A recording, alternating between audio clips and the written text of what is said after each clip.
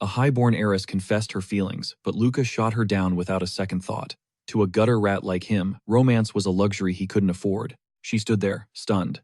Isn't securing a noble bloodline every commoner's wildest fantasy? But as Luca turned to leave, she lunged forward and gripped his arm. This wasn't love, it was her brother's final, desperate request. Meet trainee number 32, Luca. His latest hellish exam dancing through a hail of live ammunition. Survival was the only path to promotion. To drop the trainee label, he had to survive 5 bloodthirsty death row monsters. 5 against 1, bad odds for anyone else. But Luca had already conquered every lethal simulation in the book. He began his mental countdown. 10 seconds, that's all the time he required. In a blur of motion, he lunged straight into the kill zone. The first inmate didn't even blink before his head parted ways with his neck. Just like that, the slaughter began. Luca dove right into the eye of the storm. This was his one shot to prove his worth to the commander. He wouldn't blow it. Though he'd only done this in VR, it was time to turn this room into a real-life butcher shop. His reflexes spiked to a supernatural level. Right then, 4 barrels flashed in unison. Luca's blade sang, weaving a wall of steel. With god-tier precision, he swatted those bullets out of the air.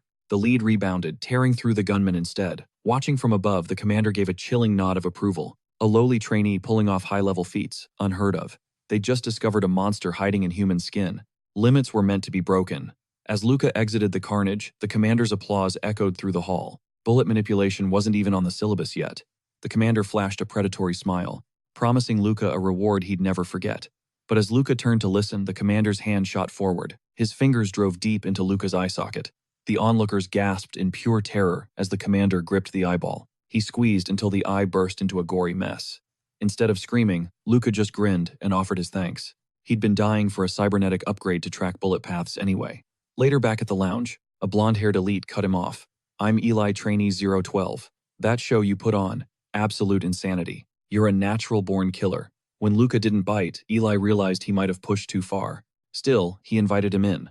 If you're here for a fan club meeting, you've got the wrong guy, Eli Kartika. That name screamed high society royalty.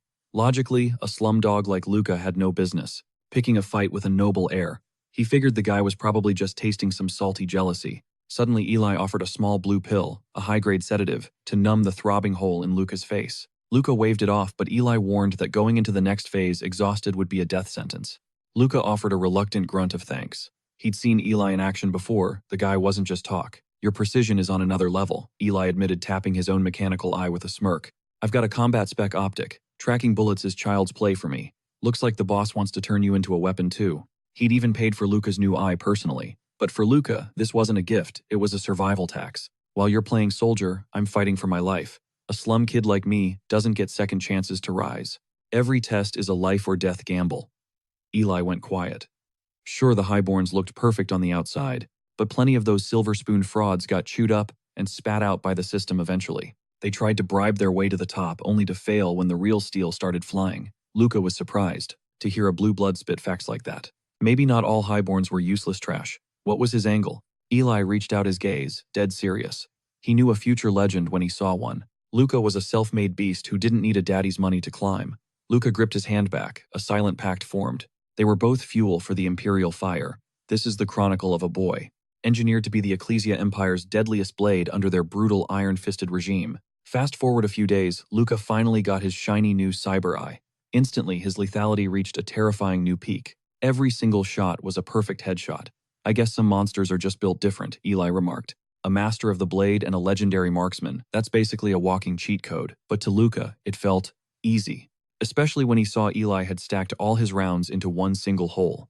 Luca realized the Empire was starving for geniuses like him. But Eli's next words left Luca speechless. In this era, talent was a curse. True merit was rotting away as wealth and status allowed utter garbage to be disguised as elite talent. But if monsters like you rise through sheer force, won't the people finally see the truth and distinguish useless trash from the truly gifted? Luca cut him off instantly, sensing the stench of imperial treason. If Luca reported this, even a high-ranking noble like Eli would face the Empire's absolute devastation. Yet Eli just smirked, knowing deep down that Luca's lips were sealed. The scene jumps to the following dawn. Their first real combat deployment had arrived. Both Luca and Eli were commanded to lead their own platoons. The objective was grim breach the canyon and wipe the Korean outpost off the map. The commander issued a final warning. This was a lethal purge. Taking prisoners was strictly forbidden. Gazing at the distant settlement, Eli whispered that they looked just like the human remnants from Earth. Luca signaled him to shut his mouth. He warned Eli not to let useless sympathy cloud his vision, because that massive mech trailing behind them wasn't there to back them up. Luca knew the truth. It was a mechanical executioner sent to hunt traitors. If they showed even an ounce of mercy, that machine would slaughter them all. On Nova Planet, the Empire viewed every other faction as mere vermin, parasites that only existed to deceive and exploit the throne. Eli fell into a grim silence. He realized the world was far darker than the surface suggested. Still, the imperial doctrine Luca recited was the only law they knew. The bloodbath began without delay. With the mission nearly finished, a chilling realization hit Luca. Why was not a single person armed? He forced his doubts aside, trusting the imperial training over his own eyes. Suddenly, Luca found a small child shaking in the darkness. Terror paralyzed the boy, and for a heartbeat, Luca wavered. Torn on what to do, his commander's ruthless order screamed in his mind, 0 survivors. Luca forced the brainwashing to take hold. These people were just leeches draining the Empire's lifeblood. Without hesitating further, he swung his blade in a lethal arc, but the steel missed the child entirely, burying itself into the stone wall instead. He hissed at the kid to play dead if he wanted to live. Luca knew the Empire would grant him a fate worse than death for this. Then in a flash, a gunshot erupted inches from his head. Turning around, he saw Eli standing there with a smoking barrel. He trusted Eli to keep his secret, but anyone else would have meant his immediate execution. Suddenly, an explosion rocked the ground near Eli. Luca spotted a mysterious figure lurking nearby. Was he the culprit? Eli lunged before the man could react, but was met with a blinding surge of raw energy. Luca hadn't expected an awakened power user. Their intel hadn't mentioned a single threat of this caliber. Was this a secret trial? Eli was trapped because of Luca's hesitation. He had to act now. Luca ordered his unit to secure the base, while he faced the man alone. The stranger was clearly stalling. Seeing the man weave energy spheres, Luca pushed his kinetic speed to its absolute limit. He knew the risks. Maintaining this velocity would eventually tear his own muscles apart, but he needed more speed. Just as the energy sphere prepared to erase him, Luca shattered the man's defensive line. This was the endgame. Luca drove his blade through the man's vitals even as a hand reached for his head. In that split second, Luca's tactical helmet exploded into 1,000 shards. Death felt certain, yet the man hesitated, seeing only a child beneath the mask. Luca seized the win, but confusion gnawed at him. These Korean fanatics were supposed to be monsters, so why did he hold back? Everything his training taught him said this was necessary to protect the Emperor and his people, for the Imperial Guard orders were the only truth. After the smoke cleared on his first mission, the dying man's face haunted him. No one had died because the enemy refused to go for the kill. Yet Luca's resolve told him a different story. Mercy was the very reason they had been destroyed. Later, a centurion lauded their lethal efficiency. He claimed Luca and Eli were destined for high command, all for the glory of the throne. But orphans from the slums, like Luca, were usually thrown into the most meat grinder units. Regardless, Luca swore he would rise. He would become the master of that wasteland. Soon they were back in the ring for another spar. Luca sensed a massive surge in Eli's power post-injury. That new cybernetic arm hummed with lethal mechanical strength. Yet steel wasn't enough to bridge the gap. Luca spotted a fatal opening, shattering Eli's flow with one decisive stride. Before Eli could even react, Luca's fist stopped inches from his face. Another flawless victory for the prodigy. I really thought I had you this time, Eli sighed. Is that mind sword truly the only path to power? Does training even matter? Eli wondered. He then noticed Luca seemed rattled by that intense centurion speech. The weight of those words left Luca uncharacteristically stiff. Unlike Eli, Luca didn't have the luxury of second chances. Survival meant climbing the ranks. Yet Luca couldn't help but wonder what kind of soldier was Eli trying to become. For Eli, the uniform was a cage. His soul belonged to history, dreaming of being a scholar and archaeologist. But the Empire banned ancient research, and Eli's bloodline was a factory for elite military commanders. His family demanded total martial devotion. Luca hissed a warning, keep those dangerous thoughts to yourself. One leak meant execution. You won't snitch, Eli grinned. Just like I've kept your little secret safe. I only hesitated because she wasn't a fighter, Luca snapped. I'm a killer, Eli. Don't mistake that for mercy. The Emperor acknowledged my worth, so I offer my blade. Anyone opposing the Empire is just another target, including you. Eli just smiled knowingly. If you were truly a mindless puppet, I'd already be dead, Luca. You would have silenced me long ago. Stop trying so hard to play the cold-blooded soldier. Luca scowled. That attitude will get you killed. Soon, their next deployment began a desolate mission into the neutral zone. Ancient ruins millions of years old stood silent, yet their energy cores still throbbed. Eli was absolutely mesmerized. Proof that prehistoric empires once ruled the stars. Panicked that Eli would blab more heresy, Luca cut him off. If another faction spots us, it's a bloodbath. But Eli stayed chill, convinced no one could challenge Imperial might. No one beats us. Then Claude, another secret history buff, stepped forward with a grin. These records are a blueprint for the future. No wonder people lose their minds over ancient history. Claude was high-born nobility. His family wasn't as legendary as Eli's, but still worlds above a commoner like Luca. He was untouchable. Suddenly, Claude blurted out, "I like your vibe, Luca. Got a girlfriend?" Luca froze in panic. "Step closer and I'll treat you as a hostile threat," Luca growled. Claude just laughed awkwardly. He actually wanted Luca to date his sister, but a slum orphan like Luca felt unworthy of noble blood. Eli smirked. "I hear she's a total 10 out of 10. Suddenly the sensors picked up movement in the shadows. The squad vanished into tactical stealth. Luca and Claude crept forward until they spotted a figure in the distance. Luca's pupils contracted in pure terror. It was a holy knight, a monster capable of wielding the Force. The knight's gaze locked onto them. With a flick of his wrist, a spear whistled through the air. "Claude, retreat," Luca screamed. But before he could blink, the spear violently bored through Claude's skull. Claude hit the dirt, life fading fast. Luca's brain short-circuited. His friend was laughing just seconds ago. Now this. Deleted in a heartbeat. Even Luca's high-tech cybernetic eye began flashing red with terrifying intensity. Critical error. The power gap between them was an insurmountable mountain of pure despair. He couldn't track the enemy's speed. Eli lunged forward to back him up. "We just need to buy time." Running was suicide. Their only prayer was to hold out until the Imperial Guard reinforcements touched down. Arrival time 10 agonizing seconds. But the knight wasn't going to wait. He lunged again. The spear targeted Luca's heart. He deflected the point by a hair's breadth. 10 seconds felt like eternity. One tiny mistake meant certain death. With a nonchalant wave, the knight redirected the flying spear. Is this the end for Luca? No, his survival instinct flared a mental scream echoing in his soul. Don't you dare die until his head is off. The Empire has zero tolerance for weaklings. Luca swung with everything he had. Steel shrieked against steel as his blade shattered into useless fragments. His arm was paralyzed, but he was breathing. 7 seconds left. Luca braced for the final execution. The knight drew his sword. In an instant, lethal arcs of pure aura sliced toward Luca's position. Luca dodged using insane limit-breaking reflexes. But those behind him, they weren't so lucky. Then, the truth hit. Luca wasn't the target his squad was. The knight suddenly exploded forward, charging Luca with murderous intent. Was this a death sentence? Only 12 seconds remained on the clock before the Imperial security finally arrived. Just in time, a titanic fist pulverized the enemy's skull with bone-shattering force. The Holy Knight was slammed into a jagged crater, but this zealot wasn't going down that easy. He swung his blade to reset the gap, but the metallic titan countered with a devastating hook. The impact launched him back. Luca finally breathed he was safe, leaving the heavy hitters to settle this. Retreating, the knight gripped a massive battle axe. On one side stood the Empire's ultimate killing machine. On the other, a force-wielding zealot. Luca couldn't predict the victor as they charged, weapons roaring. Steel clashed, igniting a blinding storm of sparks. Neither titan flinched before rebounding to strike again. Suddenly, the guard redlined his thrusters, turning into a metallic blur aimed straight at the Holy Knight. The duel ascended into the heavens. Their speed was insane. Luca's eyes couldn't even follow the carnage. Desperate, he prayed for the guard's victory. The axe lunged, then boom, both weapons exploded into shrapnel. Seizing the opening, the guard lunged to turn the knight's head into red mist. However, that blessed helmet was forged for war. It didn't shatter. Simultaneously, the knight telepathically summoned a distant spear. Then a terrifying roar erupted right behind Luca. Terror gripped him. The guard was oblivious to the spear's lethal velocity. He was a sitting duck. If the guard fell, Luca was toast. Just as the spear erupted from the dirt, Luca redlined his mechanical legs, throwing himself into the path to kill the projectile's momentum. The guard finally reacted, but too late. The Holy Knight had already grappled his armored chassis.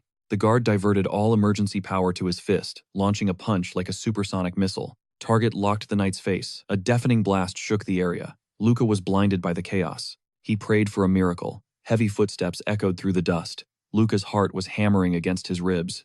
A cold steel hand extended toward him. Mission accomplished, recruit. Your assistance was vital. But Luca's blood ran cold. He stared in absolute horror at the Imperial suits weren't worn. They were fused by hacking away every useless piece of human flesh. This was the ultimate living weapon.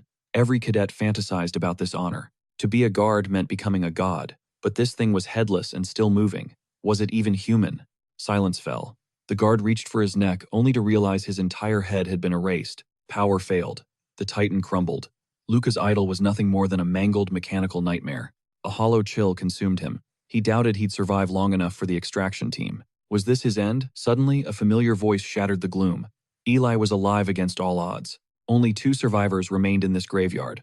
Luca felt his consciousness slipping into the dark. His life was draining away. He weakly asked about Eli's future, the path toward that forbidden territory. A world beyond the Empire's reach. Luca urged him, chase it. Go before the army gets here. If they stayed, the Empire would cage them again. Eli, a high-born noble, had too much to lose. Luca never understood Eli's complex words, but that spark in Eli's eyes. It was pure hope. He wanted Eli to be free, even at the cost of his soul. Eli tightly bandaged Luca's gash. Shut up with that melodrama. I actually thought you kicked the bucket. You're such a pain. Back at HQ, they were fused into high-spec military exoskeletons. The upgrade was painful, but necessary. Eli picked the F-2421 US model. Low rejection rate, high performance, perfect for Luca. By nightfall, they were separated and dragged into intense interrogation rooms. 4 dead, including a guard, plus a run-in with a force-wielding zealot heads were gonna roll. This wasn't just about the massacre. They had recovered a top-secret anomalous artifact, the cube. Being a noble gave Eli intel Luca didn't have. Everyone was fighting for control of that cube. If the Holy Alliance didn't surrender, the relic's a global-scale war was inevitable. The Empire versus Korra. Meanwhile, the Bellado Federation would just sit back and watch the carnage. High-ranking officials were busy weighing the spoils of war against its bloody price. Luca, however, couldn't care less about their political games. His soul craved only the battlefield and the weight of an order. Even now, he remained a true Imperial Guard to his core. But one image haunted him. How could a decapitated guard still move? The commander dismissed it as a simple post-mortem spasm. A phantom reflex sparked by lingering nerve signals, they said. But Luca knew better. That headless shell had definitely reacted to him. Death had left Luca with a mountain of unanswered questions. If the brass wouldn't talk, he'd find his own way to the truth. Determined, he set out to investigate. Meanwhile, the base had opened a fancy reception hall for the new academy trainees. It was for family reunions. As an orphan, Luca figured he'd never have a reason to step inside. But fate had a surprise waiting. Someone was actually looking for him. It was Lillian Ramos, the younger sister of his late comrade Claude, the girl who had lost everything just days ago. Luca was baffled by her presence, but only one motive seemed plausible. She wanted answers about how her brother died. After all, Luca was the one leading that doomed squad into the meat grinder. But Lillian gestured for him to relax. No hatred burned in her eyes. Ever since Claude donned the uniform, their family knew the risks. They had braced for the worst. Now she was here for one simple reason: she wanted to meet the real Luca. My brother never stopped talking about you, she said. Claude had always respected Luca's raw talent, even going so far as to play matchmaker. He'd asked if she would date Luca. Luca argued his lowly status made it impossible, but Lillian didn't give a damn. To her, it just meant less noble nonsense to deal with. Her gaze was intense. Luca could tell she was genuinely shooting her shot. So, are you rejecting me? Luca claimed they were strangers. Lillian didn't miss a beat. Then let's fix that right now. Luca was skeptical. Why me? A brother's dying wish isn't enough of a reason for this. Lillian countered that this was a golden ticket. Most people would kill for a chance like this to fall into their laps. She wasn't lying. It was a deal too sweet to ignore. A literal started from the bottom shortcut to the top. A bridge to a powerful great house. Luca wanted power, and marrying into the nobility would launch him toward his goals. But this shortcut felt suspicious. It was almost too easy, and that sent alarm bells ringing in his head. Without hesitation, Luca crushed her offer and walked away. He used to think nobles fleeing the empire were pathetic, but now he realized he was acting on pure, irrational instinct. He felt like a complete idiot. To a highborn lady like Lillian, his rejection must have stung. It was a massive slap to her dignity. He just hoped she wouldn't hold a grudge. Suddenly, Lillian chased him down, her hand trembling as she grabbed his. Luca stopped cold. I moved too fast. Let's just be friends first. Before he could utter a word, she bolted, face flushed with embarrassment. She shouted that she'd return soon. Luca stood there, staring at his palm in stunned silence. Shaking this girl off was going to be impossible. He'd have to take it day by day. Later, at the training grounds, Luca tracked down Kinu, the veteran combat instructor. He was still hungry for answers about the art of war. But Kinu admitted there wasn't much left to teach him. Only a few trainees could even hope to survive a brawl with Luca. But for him, good wasn't nearly good enough. It meant someone with true power could still break him like a twig. Seeing his impatience, Kinu told him to slow down. Luca trusted Kinu because he was different. He was a mountain of strength, yet he didn't need to bark to be heard. With his new cybernetic arm, Luca's raw power had spiked tenfold. His only weakness, his remaining human parts, were fragile and vulnerable. If he couldn't even bypass Kinu, he'd never stand a chance against a true monster like the Holy Knight. Evolution was his only option. Luca lunged, driving a thunderous punch straight at Kinu. Kinu saw it coming. He knew Luca was just stress testing his new high-end hardware. Luca unleashed a rapid-fire barrage.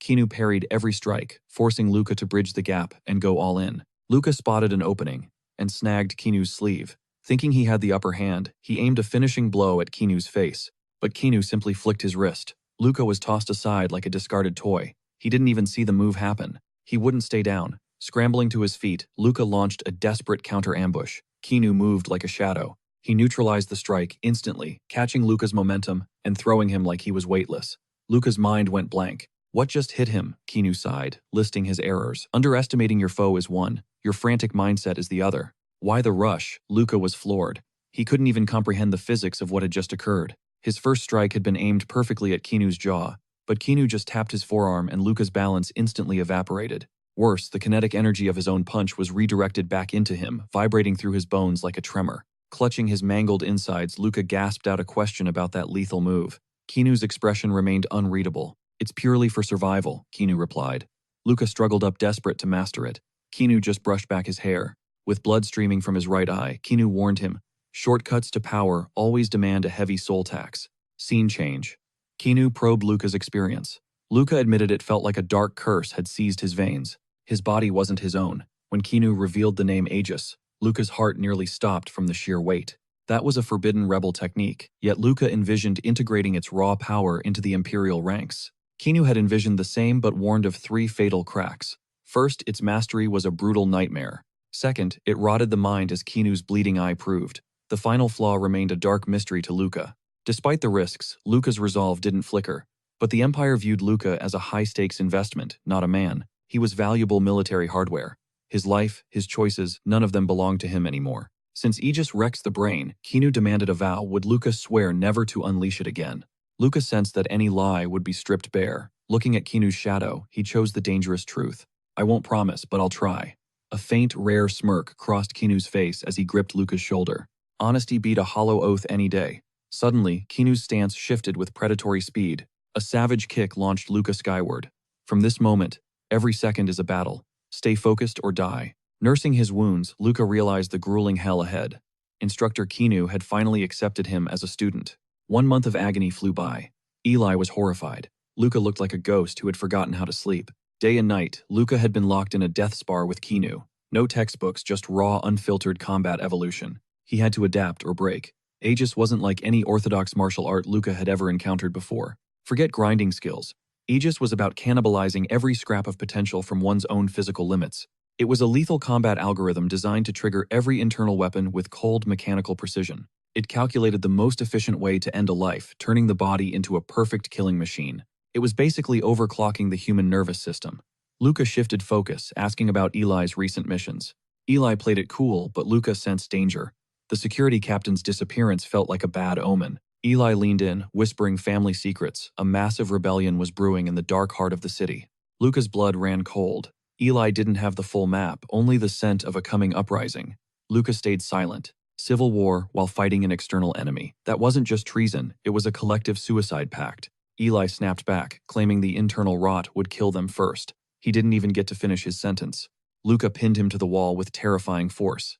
I can ignore your desire to leave Eli, but don't turn on me. If you become my enemy, you won't survive this room.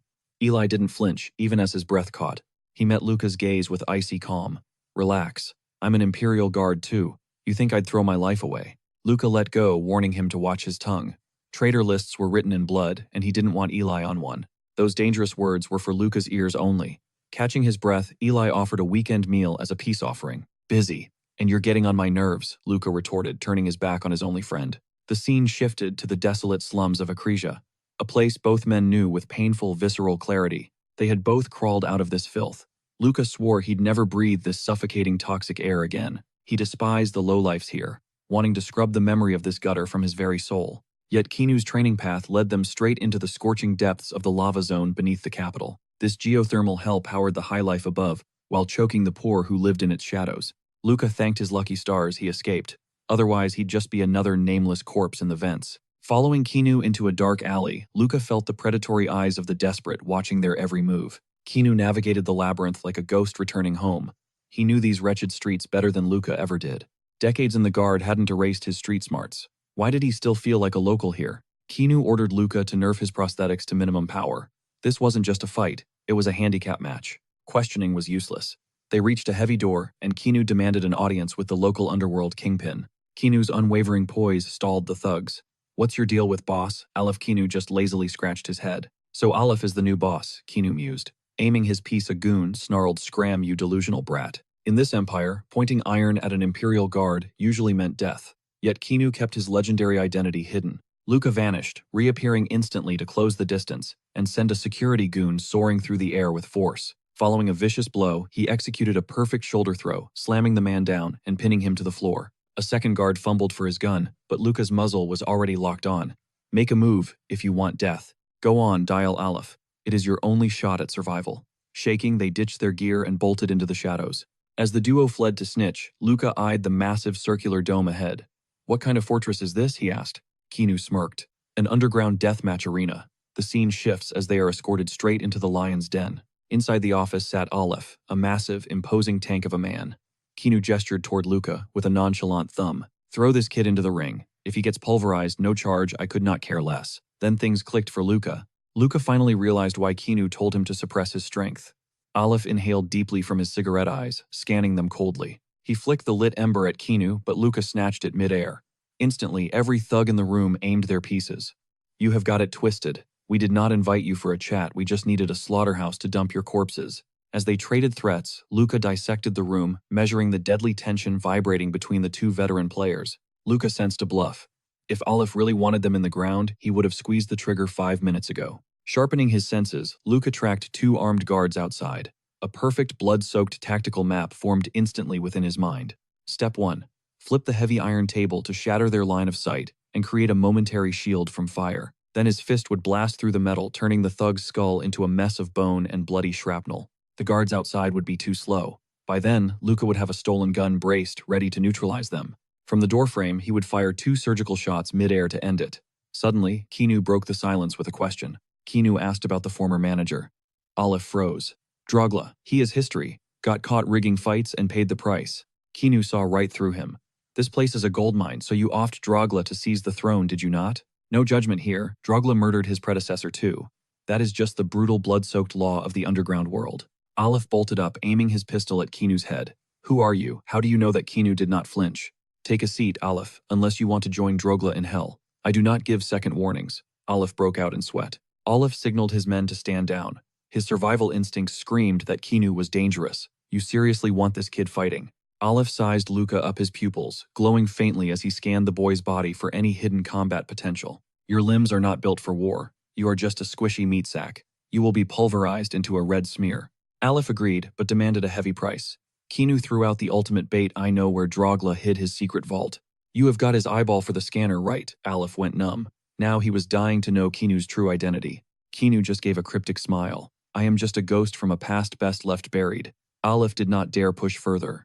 Luca was in awe of Kinu's absolute dominance. His effortless control and chilling composure were levels Luca had not reached yet. Back in the lounge, Luca could not help asking about the vault and the massive shift in Aleph's aggressive behavior. What is in that safe? Luca asked. Kinu checked his tablet, scrolling through data that could ruin or make a man. Hidden fortunes, Drogla squirreled away. Enough to turn Aleph into a king. Luca then voiced the doubt weighing on him. If guns actually started firing, what is the plan? Kinu just smirked. Oh, you are dying to see my real hand, kid. Secure the victory, and I will spill. Look. A massive gladiator with glowing cybernetic arms flickered onto the screen. Gabriel, the Iron Fist. This pit is full of junkies trading their lifespans for illegal cybernetic upgrades.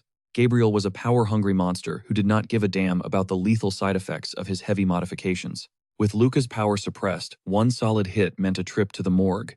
Kinu signaled him over one last time. Listen closely. The secret of Imperial Guard combat is this. Absorb every strike and flow, like water through the chaos. Luca grimaced. Flow sounded too much like giving up.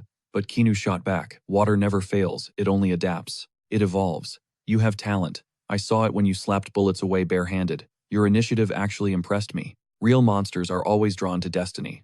Luca stared at the hand on his shoulder, his mind spinning in confusion. Why the sudden flattery? Keanu's grin sharpened with a cryptic edge. Because this is your future self. The stadium lights screamed to life for the final bout. Luca stepped onto the killing floor one heavy beat at a time. Seeing a mere kid, the spectators spat insults. A literal toddler on stage. Just die at home if you're that suicidal. Others just craved the carnage. They wanted to see snapped bones, shattered ribs, and internal organs turned to mush. But Luca wasn't shaking. If anything, this filth felt like home. Show me how you bottom feeders survived. You absolute stains. Childhood for Luca was a constant state of starvation. Imperial rations meant for the orphanage. Arrived twice a month, but the corrupt caretaker pocketed the lion's share. For the kids trapped inside, hunger was a shadow that never left. Yet Luca never quit his books or his blade. Every spare second was spent sharpening his edge. The others mocked his effort at first. Luca's response, iron fists to the face and stealing back his meals. Power requires fuel.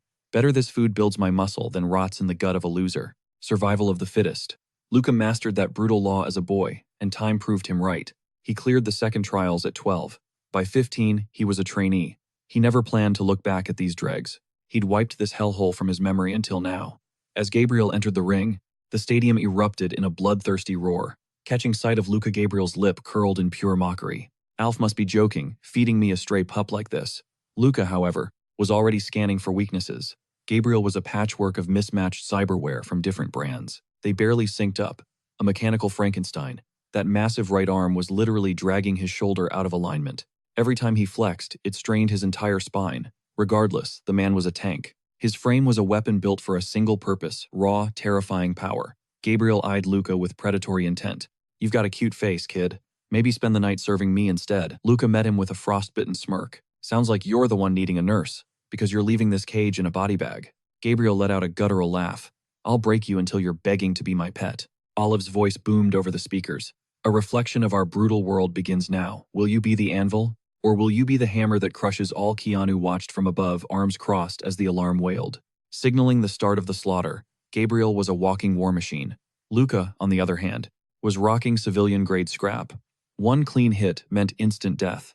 Despite his bulk, Gabriel moved with surprising speed. Luca blurred to the side, narrowly dodging a lethal strike. Then, a lightning-fast, roundhouse kick connected squarely with Gabriel's temple. But the beast didn't even flinch. What was that? A love tap. Against a normal human, that kick would have exploded their skull like a melon. Luca instantly leaped back. The ring was suffocatingly small, leaving no room for error. Gabriel lunged again every swing, carrying the weight of a freight train. While Luca's counters did zero damage, the crowd began chanting for Gabriel to paint the floor with the kids' brains. Luca tuned them out. He replayed Keanu's cryptic words about the core in his mind. Embrace your reality. Whining about what you lack changes nothing. No god is going to drop a gun into your hands. Whatever tools he had to win with them. Keanu forbade the high-end hardware, but he never said Luca couldn't use his eyes to dismantle his opponent. Keanu wasn't looking for a brawl. He wanted Luca to master acceptance. Aegis was about pushing your current limits to the absolute max. Gabriel's fist was a cannon. The twitch of a shoulder was the trigger. His gaze was the barrel. The reach of his arm was the lethal range. Compared to a real bullet, this guy was moving in slow motion. The audience watched in stunned silence. To Keanu, Luca was a god-tier talent. In seconds, he downloaded the essence of Aegis and made it his own. Gabriel, meanwhile, was losing his mind. Why couldn't he land a single punch on this brat? He roared in frustration. How is a kid making a fool out of me? Luca's focus reached a razor-sharp peak. He could see every movement before it happened. Could he replicate Keanu's impossible flow? Luca lunged, seizing Gabriel's massive arm. He drove his lead foot into the giant's knee joint. Before the beast could blink, he was airborne. Luca's heel slammed down onto his face like a falling star. He'd actually done it. So this was how Keanu viewed the world. Gabriel clutched his bleeding head, eyes wild. I don't care what parlor tricks you're using, he spat. You can't take me down with those mosquito bites. Gabriel swung again, with blinding speed, but Luca effortlessly slipped past the lethal strike. Suddenly, Luca materialized like a phantom. Did you seriously think my strikes wouldn't land? Lacking raw strength, Luca compensated with sheer technique, leaping up to coil his legs with devastating force. His grip tightened around Gabriel's skull. As the world spun, a sickening, bone-shattering crunch echoed out. His spine snapped. The arena fell into a deathly silence as blood began trickling from Luca's eye. On a chaotic battlefield, Luca couldn't have focused like this. Within this controlled environment, however, he pushed his cognitive processing into absolute overdrive. This mental hyperfocus allowed him to map Gabriel's movements perfectly. Luca had to give credit. Keanu was a legendary mentor. Seeing Luca cross the Aegis threshold, Keanu gave a subtle nod. Keanu revealed a storage card, sparking Luca's confusion. Was this a reward? Keanu simply shook his head. I bet on you. Use the winnings for Gabriel's hospital bills. Buying his loyalty is just business. Enemies are liabilities. Luca countered. I'm a cold-blooded warrior, not some saint looking for a halo. Keanu placed a hand on the boy's head. When it comes to social chess, you're still a novice. This isn't kindness. It's a long-term investment. Today, I finally collected my dues from Drugla. Kinu's predatory grin sent chills down Luca's spine. Suddenly, everything he thought he knew felt like lies. He'd assumed Kinu mentored him out of shared origins or talent. He was wrong. Eventually, Kinu would come to collect his debt from Luca in a terrifying way. Elsewhere, Gabriel's life had become a waking nightmare. Paralyzed, he scrolled through cybernetic spines with his tongue facing a permanent life of disability. Greedy doctors pushed high-end models to scam him, but Gabriel was completely broke. Their solution: butcher his remaining limbs for parts, and replace them with cheap, clunky scrap metal junk. The once vicious Gabriel looked utterly defeated. From the shadows of the doorway, Luca watched the pathetic sight. "Nice to see you're still kicking." Recognizing Luca, Gabriel's face contorted into pure, unadulterated fury. "I'll kill you," Gabriel spat. Luca's gaze remained icy. "I warned you I'd break you first." Kinu's advice about making allies echoed in his head, yet Luca's petty instincts demanded he keep mocking. Luca turned toward the surgeon. "What's the price on that Hyperlindel Mark 9 cyber spine?" The doctor froze in shock, never expecting Luca to cover the bill. Gabriel's eyes nearly popped out. "Is this a joke?" Gabriel gasped. Luca shrugged. "I'm footing the bill, idiot." Gabriel quivered in disbelief. His burning hatred evaporated instantly. Stunned, he finally managed to ask for the boy's name. "Luca, if you ever need a hand, I'm your guy. Consider this a life debt." After a silent pause, Luca nodded. Being the hero felt surprisingly decent for a change. Back at base, Luca immediately challenged Eli. Eli unleashed a high-velocity snap kick at Luca's temple. Luca parried effortlessly, redirecting Eli's momentum with terrifying precision. Before Eli could recover, Luca swept his leg, sending him crashing hard onto the mats. Luca had dominated him with zero wasted energy. Eli stared up, absolutely floored by the new technique. "So that's the Aegis style?" Eli asked. Luca confirmed it was just a refined version of street combat. Pocket sand, hidden glass, and dirty tricks, the kind of gutter fighting they'd use to survive the slums. Luca once looked down on such tactics, but the arena taught him better. Use everything to survive. Honor is a lie when your life is on the line. Eli suddenly turned serious, needing help. Entering the lounge, Luca shot Eli a sharp glare. Eli could only offer a sheepish, awkward shrug. Eli had folded and let Lillian inside. "Sorry, man," she begged me. "I couldn't say no. Our families are tight, you know." Lillian stood there, burning a hole through Luca with her gaze. Why the ghosting? Her bruised ego was showing she'd clearly never tasted rejection before today. "I'm just not interested. Period." Luca's bluntness was brutal. Eli tried to play peacemaker with a smile. "Maybe chill a bit," Eli suggested, but Luca ignored him entirely, leaving Lillian frozen in total disbelief. "I'm totally lost here. Did I mess up? Is there something about me that rubs you the wrong way? Drop it, Luca. Seriously, I've got zero time to waste on drama with women right now. Remember, I'm an orphanage kid. I don't have your safety net. One single wrong move, and I'm 6 feet under for good," Luca muttered. "You're still totally clueless, aren't you, Lillian Ramon? If I ride your coattails, one tiny mood swing from you could wreck my entire future. Everything I've built would turn to dust. But on my own terms, it won't crumble so easily." Lillian shot a look at Eli. "You're tight with him, yet you refuse noble help. That makes zero sense." Luca just sighed. "Eli is a brother-in-arms I'd trust with my life. In the heat of battle, fancy bloodlines and hollow titles won't save my skin. Only my squad has my back." Lillian froze, her face twisted with pure, silent frustration. Not even a shot. She looked desperate. Luca tensed, fully expecting a strike to the face. He felt a twinge of guilt, but stayed firm. "If we're done talking here, I'm out." Luca ghosted the room immediately, with Eli trailing close behind his heels. "Damn, Luca, that was harsh. You didn't need to ice her out like that." Luca stayed quiet. "Just for a second. If I'm soft, she'll never quit." Eli still couldn't wrap his head around it. Why did Luca push Lillian away? Just give her a chance, man. But Luca wasn't vibing. His gut told him no. And the way she stares at me now, it's not right. It's only because Claude hyped me up before passing. She's definitely got some hidden agenda. Eli tried to tell him to chill, but Luca shut him down instantly.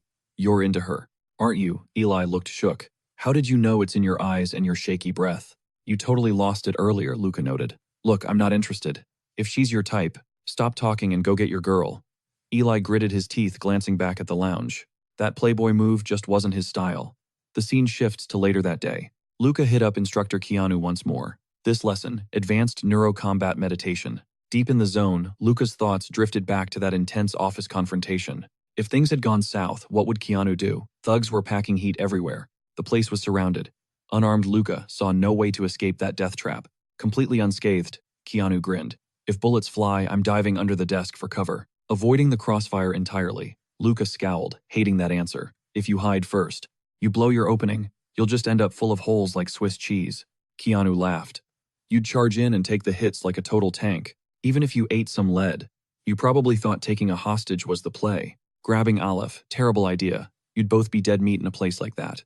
Bosses are replaceable. You'd just be giving his men a green light to fire. A perfect excuse to off their leader. Using Aleph as cover was a rookie mistake. You missed the fact his fingers were literally guns. You were totally blind. A hidden escape sat right behind that cabinet. Luca finally saw the massive skill gap. Keanu was miles ahead, predicting every move, and spotting exits Luca never imagined. Keanu stood up slowly. Aegis works by devouring every last bit of your brain power. It hijacks your entire neural system. Get it, this means it's impossible to scale. Luca shivered. So Keanu's brain damage was just the price paid for that power. Overclocking the mind has consequences. Does that mean armor makes Aegis useless? Keanu nodded. Once you suit up, you're locked out. You're sharp, kid. Too sharp. It's honestly a tragedy. I figured you'd take months to connect those dots. Piloting Vanguard power armor takes total focus, making Aegis impossible to use. Enraged by the deception, Luca realized Keanu hid this deal-breaker on purpose. If he'd known the suit killed his skills, he never would have trained. He left coldly, ignoring Keanu's parting smirk. 2 weeks later, Luca finally faced Captain Hyros of the Acrisia Guard. The vibe shifted instantly as reporting ended. Words out, you've been cozying up to Instructor Keanu. Luca's heart hammered against his ribs. So this was the real reason for the summons. The brass watched trainees like hawks. From the lower sectors to the underground arena, they definitely had eyes on every move Luca made. Luca opened his mouth to explain, but Hyros silenced him. Are you training in Aegis? You've been logging hours with Keanu. Luca came clean. Yes, but I've already dropped it. Hyros' eyebrow arched in curiosity. He didn't see that coming. Usually Keanu just kicks out anyone lacking the raw talent for Aegis. But the real geniuses, they realize it's useless instantly. That's exactly why, aside from Keanu himself, nobody has successfully turned Aegis into a lethal weapon. Luca felt a chill. Do you want me to keep training? Hyros wanted Luca glued to Keanu's side, and Aegis was the perfect excuse. It wasn't a request, it was a direct command. Luca's eyes blew wide. This was a straight-up spy mission. The captain didn't trust Keanu, and Luca was caught right in the middle. Questions swirled in his head, but he kept his mouth shut. He had to swallow his doubts and just obey. That's the life of an Imperial soldier. Understood, Luca replied. Hyros smirked. I've had my eye on you, kid. You're destined for the top. Later, Luca tracked down Keanu, shocked by how easily the instructor agreed to take him back. Without asking why, Keanu paused at a store selling knockoff Yuri Legion action figures. He asked if Luca liked those toys growing up. Luca nodded. Yeah, but I was broke back then. I just stared at them from the gutter like a hungry rat. Suddenly, Keanu signaled the shopkeeper over. He bought out the entire inventory. Luca was baffled. Why the hell did he need a mountain of toys? They pulled up to a lower sector orphanage. Everything clicked for Luca. Right then, a gravelly voice broke the silence. Gabriel was popping off. The sight of this massive tank of a man whining was straight up ridiculous. You called me for this. I'm not your delivery boy, Luca grinned. Hey, you said I could ask for a hand. The store wouldn't deliver here, so thanks. Gabriel grumbled. That help usually meant throwing hands, not hauling boxes. He expected a gang war, not charity. Luca noticed Gabriel looked sharp. His movements were fluid and perfectly balanced now. His recovery was insane. Gabriel glanced at Keanu, a name he'd never even heard whispered before. Yet Aleph treated this guy with extreme caution.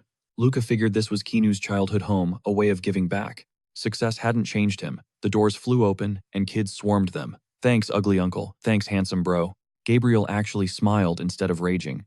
He wasn't the type of psycho to blow up at a bunch of kids.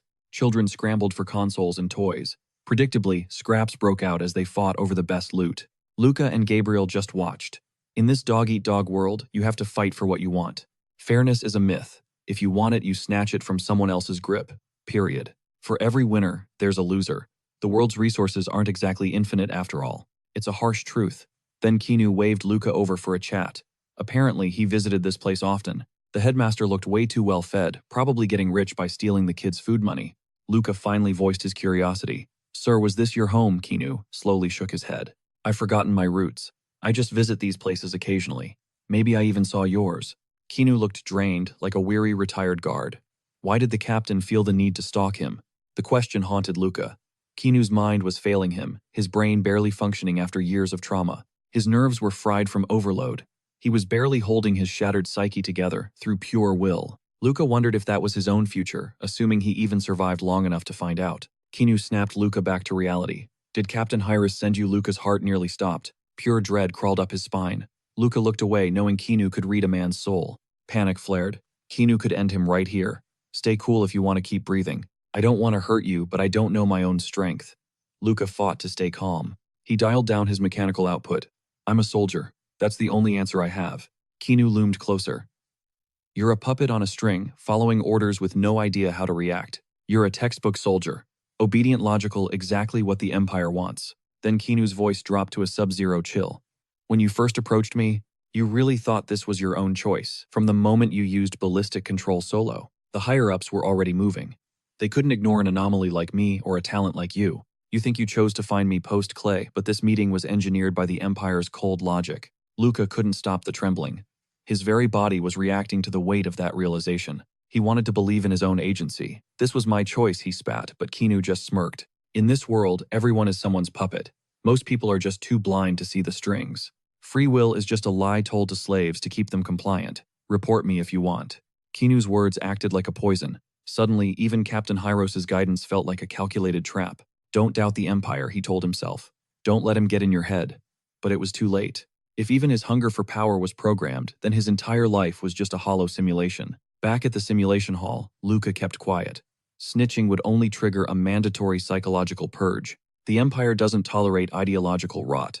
Any hint of treason would end his career instantly. His mental stability score would tank, and the High Command has zero mercy for risky assets. In the worst-case scenario, he'd be stripped of his rank and dumped into a forced labor colony. The stress was suffocating. Had Kinu planned this too? Was he using their history to pull him in? He found Eli mid-training, his body covered in electrodes and pushing past human limits. The combat sim was set to hyper-lethal. One look told Luca the kid was training for a war. Luca tossed him a drink as he exited. He'd never seen Eli look this desperate before. Eli was surprised by the visit, but Luca cut to the chase. The nobles rigged the tests right. It's an open secret, Eli confirmed. Luca leaned in, asking the forbidden, how do you cheat the psychoval? Eli's eyes sharpened. He knew they were bordering on treason, but he didn't turn Luca away. The secret is simple. You create a standardized, hollow version of yourself for the system to scan. Hide your true consciousness in the deep layers. Act as a silent observer, while the puppet takes over. That's insane, Luca muttered. Eli just smiled. He'd heard it all before. It's like sealing your soul. Under extreme trauma, even normal people split their personalities. We're just doing it on purpose. Keep playing the loyal soldier, and eventually that mask becomes its own sentient persona. But maintain the lie too long, and your original self will be swallowed by the abyss. Like a locked vault sinking into the ocean, you might overwrite your own existence forever. Luca wondered where Eli learned such dark techniques, but he knew he needed this mental armor. Eli didn't know the plan, but he warned Luca that messing with the psyche was a death sentence. Seeing a noble actually show genuine concern was weird, but then, Luca's communicator buzzed. It was Kinu. Minutes later, the two of them were descending into the city's dark lower sectors. Kinu acted like the orphanage incident never happened, maintaining his usual chilling professional distance. Somehow that felt worse. This place is crawling with filth, Kinu noted, pointing to a hideout. You have 20 seconds. Erase everyone inside. Luca didn't hesitate, reaching for the electronic door. With a surge of strength, he crushed the lock into a heap of sparking shrapnel. The thugs inside didn't even have time to stand up. Kid, you lost one, sneered. Luca had already smelled the gunpowder. He felt the hum of energy weapons hidden under the tables. He mapped their stances and threat levels in a heartbeat. His mind was already 5 steps ahead. A perfect tactical slaughter route compiled in his brain. The mission was already over. Wrong move, Brad, a man yelled, leveling his gun. But he was already too slow. Luca's punch landed like a cannon shell, cratering the man directly into the concrete wall. The gun hit the floor as Luca became a blur. Their counterattacks were already calculated and countered. Within seconds, every weapon in the room was shattered. He was a ghost in the machine. The boss panicked and opened fire, but Luca simply slipped through the bullets like a shadow. These bottom feeders lived by the blade, but died by their own incompetence. Luca didn't hesitate. He pulled the trigger. Suddenly, a thug lunged out, brandishing a crackling stun baton. If you're not looking to spend a fortune on cybernetic limbs, then just go to sleep when I hit you. The goon glanced from Luca's muzzle to his own rod. A split second of pure terror later, he slammed the baton into his own throat, frying himself instantly. Once the office was silent, Luca's eyes locked onto the bathroom door. A strange, muffled scratching echoed from within. What he found inside made his stomach churn with absolute revulsion. Total degenerate trash, Keanu just smirked, impressed. 12 seconds, not bad at all. Luca scowled, wondering why they didn't just wipe these vermin out. Keanu's gaze sharpened. Even trash serves a purpose in this rotten ecosystem. As outsiders, overstepping would shatter the fragile equilibrium of this underworld. Luca bit back his retort. In this hellhole, countless souls were left defenseless just like that woman.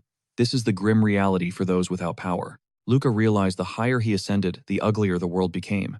Following that incident, Keanu dragged Luca into the slums, tossing him into brutal brawls without a single word of warning. It wasn't about winning, it was about survival. He needed to learn how to react when the world tried to crush him. Gauging an enemy's power was just the basics. Luca had to master reading the battlefield, to find a path beyond the ordinary. Elsewhere, a young woman covered in engine oil rushed to meet them. She was the survivor Luca had liberated from that gang hideout, a skilled mechanic who had been caged like an animal and tortured for months on end. Yet her spirit remained unbroken. After some heavy therapy, she clawed her way back to normalcy. Keanu knew Gilda's story, an orphan with a genius-level spark for engineering. Since she was a kid, he'd sponsored her, but his real priority was making sure Luca survived this hell. Suddenly, a familiar voice cut through the air. Gabriel. Talk about an unwelcome surprise. Gabriel called for drinks, but Gilda shut him down cold. His nerves were already fried enough as it was. Gabriel leaned in, his voice a low growl. You've been stirring up a lot of trouble lately, kid. The underworld kings are plotting your downfall. If things get ugly, Gilda's life is on the line. Keanu gave a subtle nod. Don't sweat it. They wouldn't dare show up yet. Gilda looked pale. She pressed for a timeline, but Keanu remained cryptic. Could be months, maybe years. He wouldn't give her a straight answer. Because in these streets, knowledge is a death sentence. Luca wondered if this was their final goodbye. He finally saw Gabriel and Gilda for who they truly were. Survivors who bled for every scrap they owned, just to exist in this abyss. Despite her trauma, Gilda didn't flinch. She stared reality in the face and got right back to the grind. Gabriel danced with death because he refused to kneel to anyone. This was their only path to dignity. Luca reminded himself, don't waste sympathy on those at the bottom. Perhaps this was his final visit. Back at the Imperial Guard headquarters, Luca debriefed Captain Hiras. Hiras listened, then began unraveling Keanu's dark history. He was a late bloomer in the system, a man who officially was never meant to wear the uniform. But in those days of chaos, the Empire weaponized even the most tainted souls. Keanu remains an enigma even to me. While I was still a green recruit, he was already a legend in the Shadow Ops division. Luca's jaw dropped in disbelief. Even the captain was locked out of Keanu's top-secret files. Yet Keanu's interest in Luca was genuine. He'd burned through countless trainees, but Luca was different. He was elite. But that brilliance came with a dangerous edge that left him open to corruption. Hiras ordered a mental evaluation to see if Luca would crack. Luca bowed, a perfect soldier following orders. Hiras sighed, stopping the young man in his tracks. Honestly, trainees on these suicide missions usually face two fates. They're either scrubbed from history entirely, or they rise to become the Empire's iron core. I'm betting on you becoming the latter. Prove your worth and I'll give you everything. I'm talking about adoption. You'll be Luca Custoria. Sounds powerful, doesn't it? Luca stood frozen, his heart pounding. He never dreamed of becoming the captain's heir. The Custoria name was pure royalty. A surge of electric joy hit him so hard, he nearly lost it, adrenaline coursing through his veins. This was the ultimate gamble, a destiny Luca had carved out with his own blood and sweat.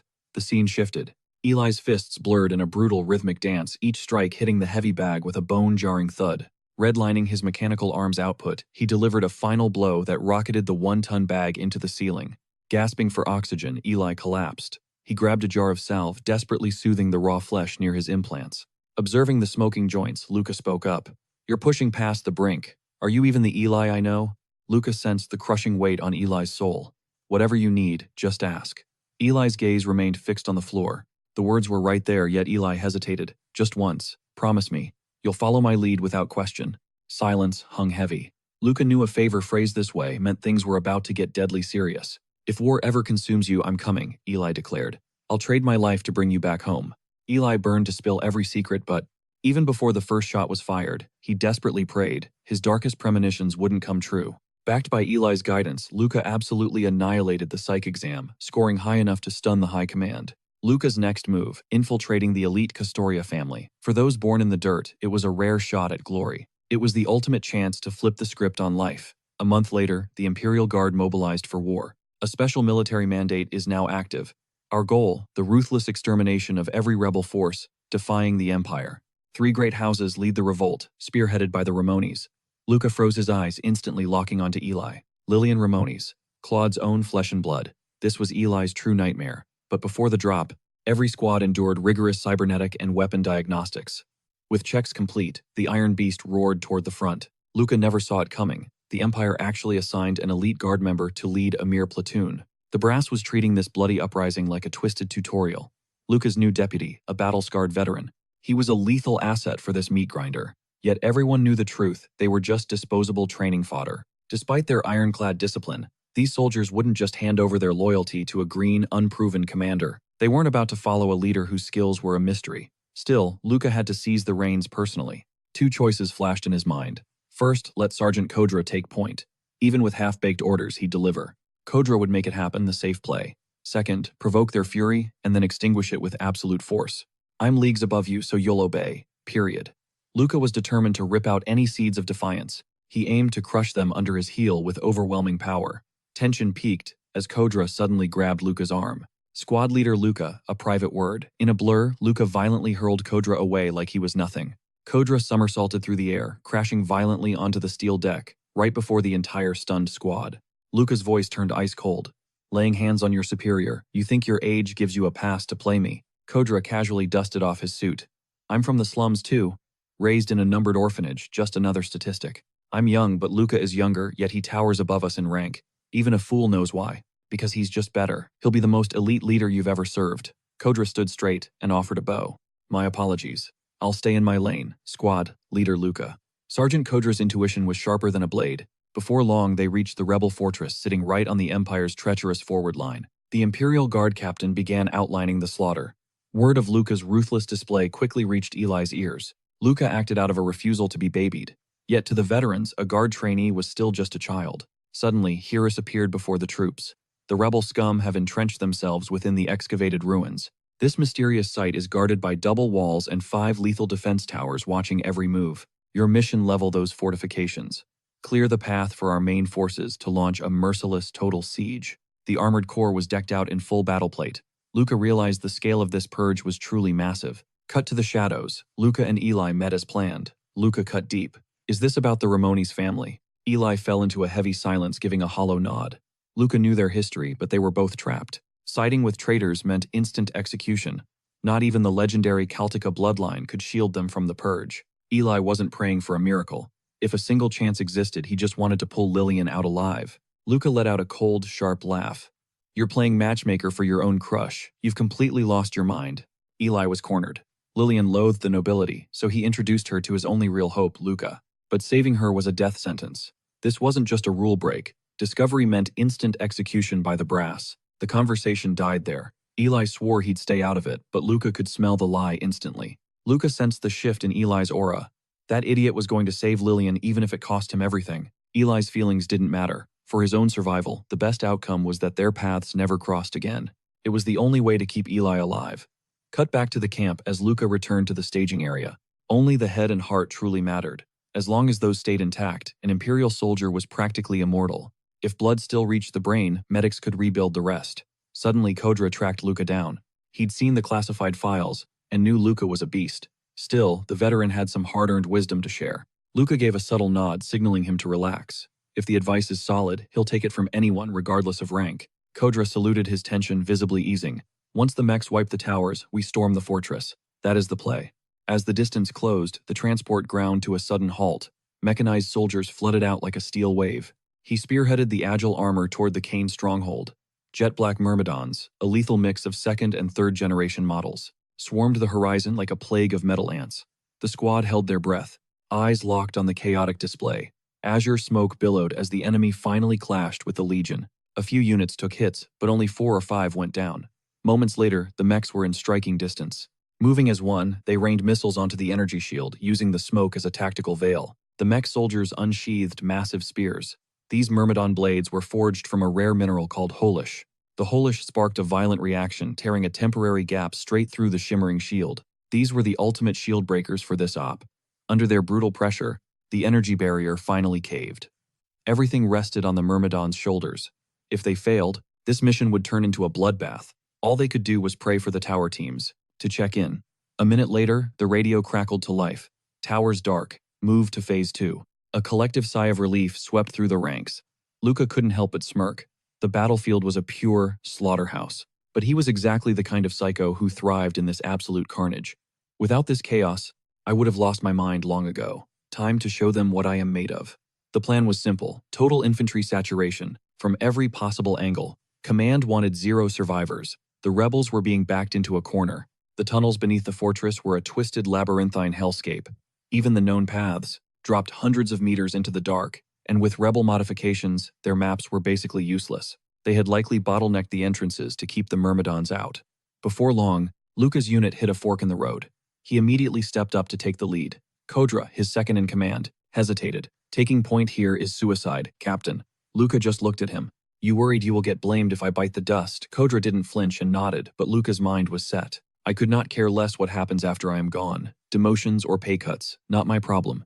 A sudden chill hit the air. It felt like the squad's rifles were aimed right at his spine. Someone was definitely thinking about putting a bullet in their new leader's head. But Luca was on a mission. He had to find Lillian first. Eli was somewhere in this darkness too, coming from a different side. If he pushed the unit, they would break through, but he would not waste his men's lives for a personal vendetta. He would face the danger alone. Suddenly a trap triggered from the ceiling. Kodra yelled a warning, but Luca was already a blur, shattering the mechanism. Using the Aegis technique, he pushed every single sense to the absolute limit. Sight, sound, touch, and even taste. By tasting the chemicals in the air, he processed a mountain of data. In a heartbeat, he systematically neutralized every single trap in the kill zone. The squad was drenched in cold sweat. Luca could feel his veins thumping, blood hammering against his skull. The pressure was insane. Suddenly everything felt like an annoyance. The squad felt like they were moving in slow motion. They were not slow. His brain was just overclocked. That was the price of this power. The squad felt the shift.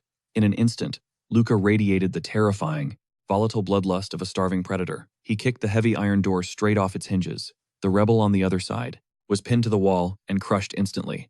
Luca's speed was inhuman. It was too fast for the human eye to track. He moved with a chilling precision, knowing exactly where his prey hid. His blade was a whirlwind of death.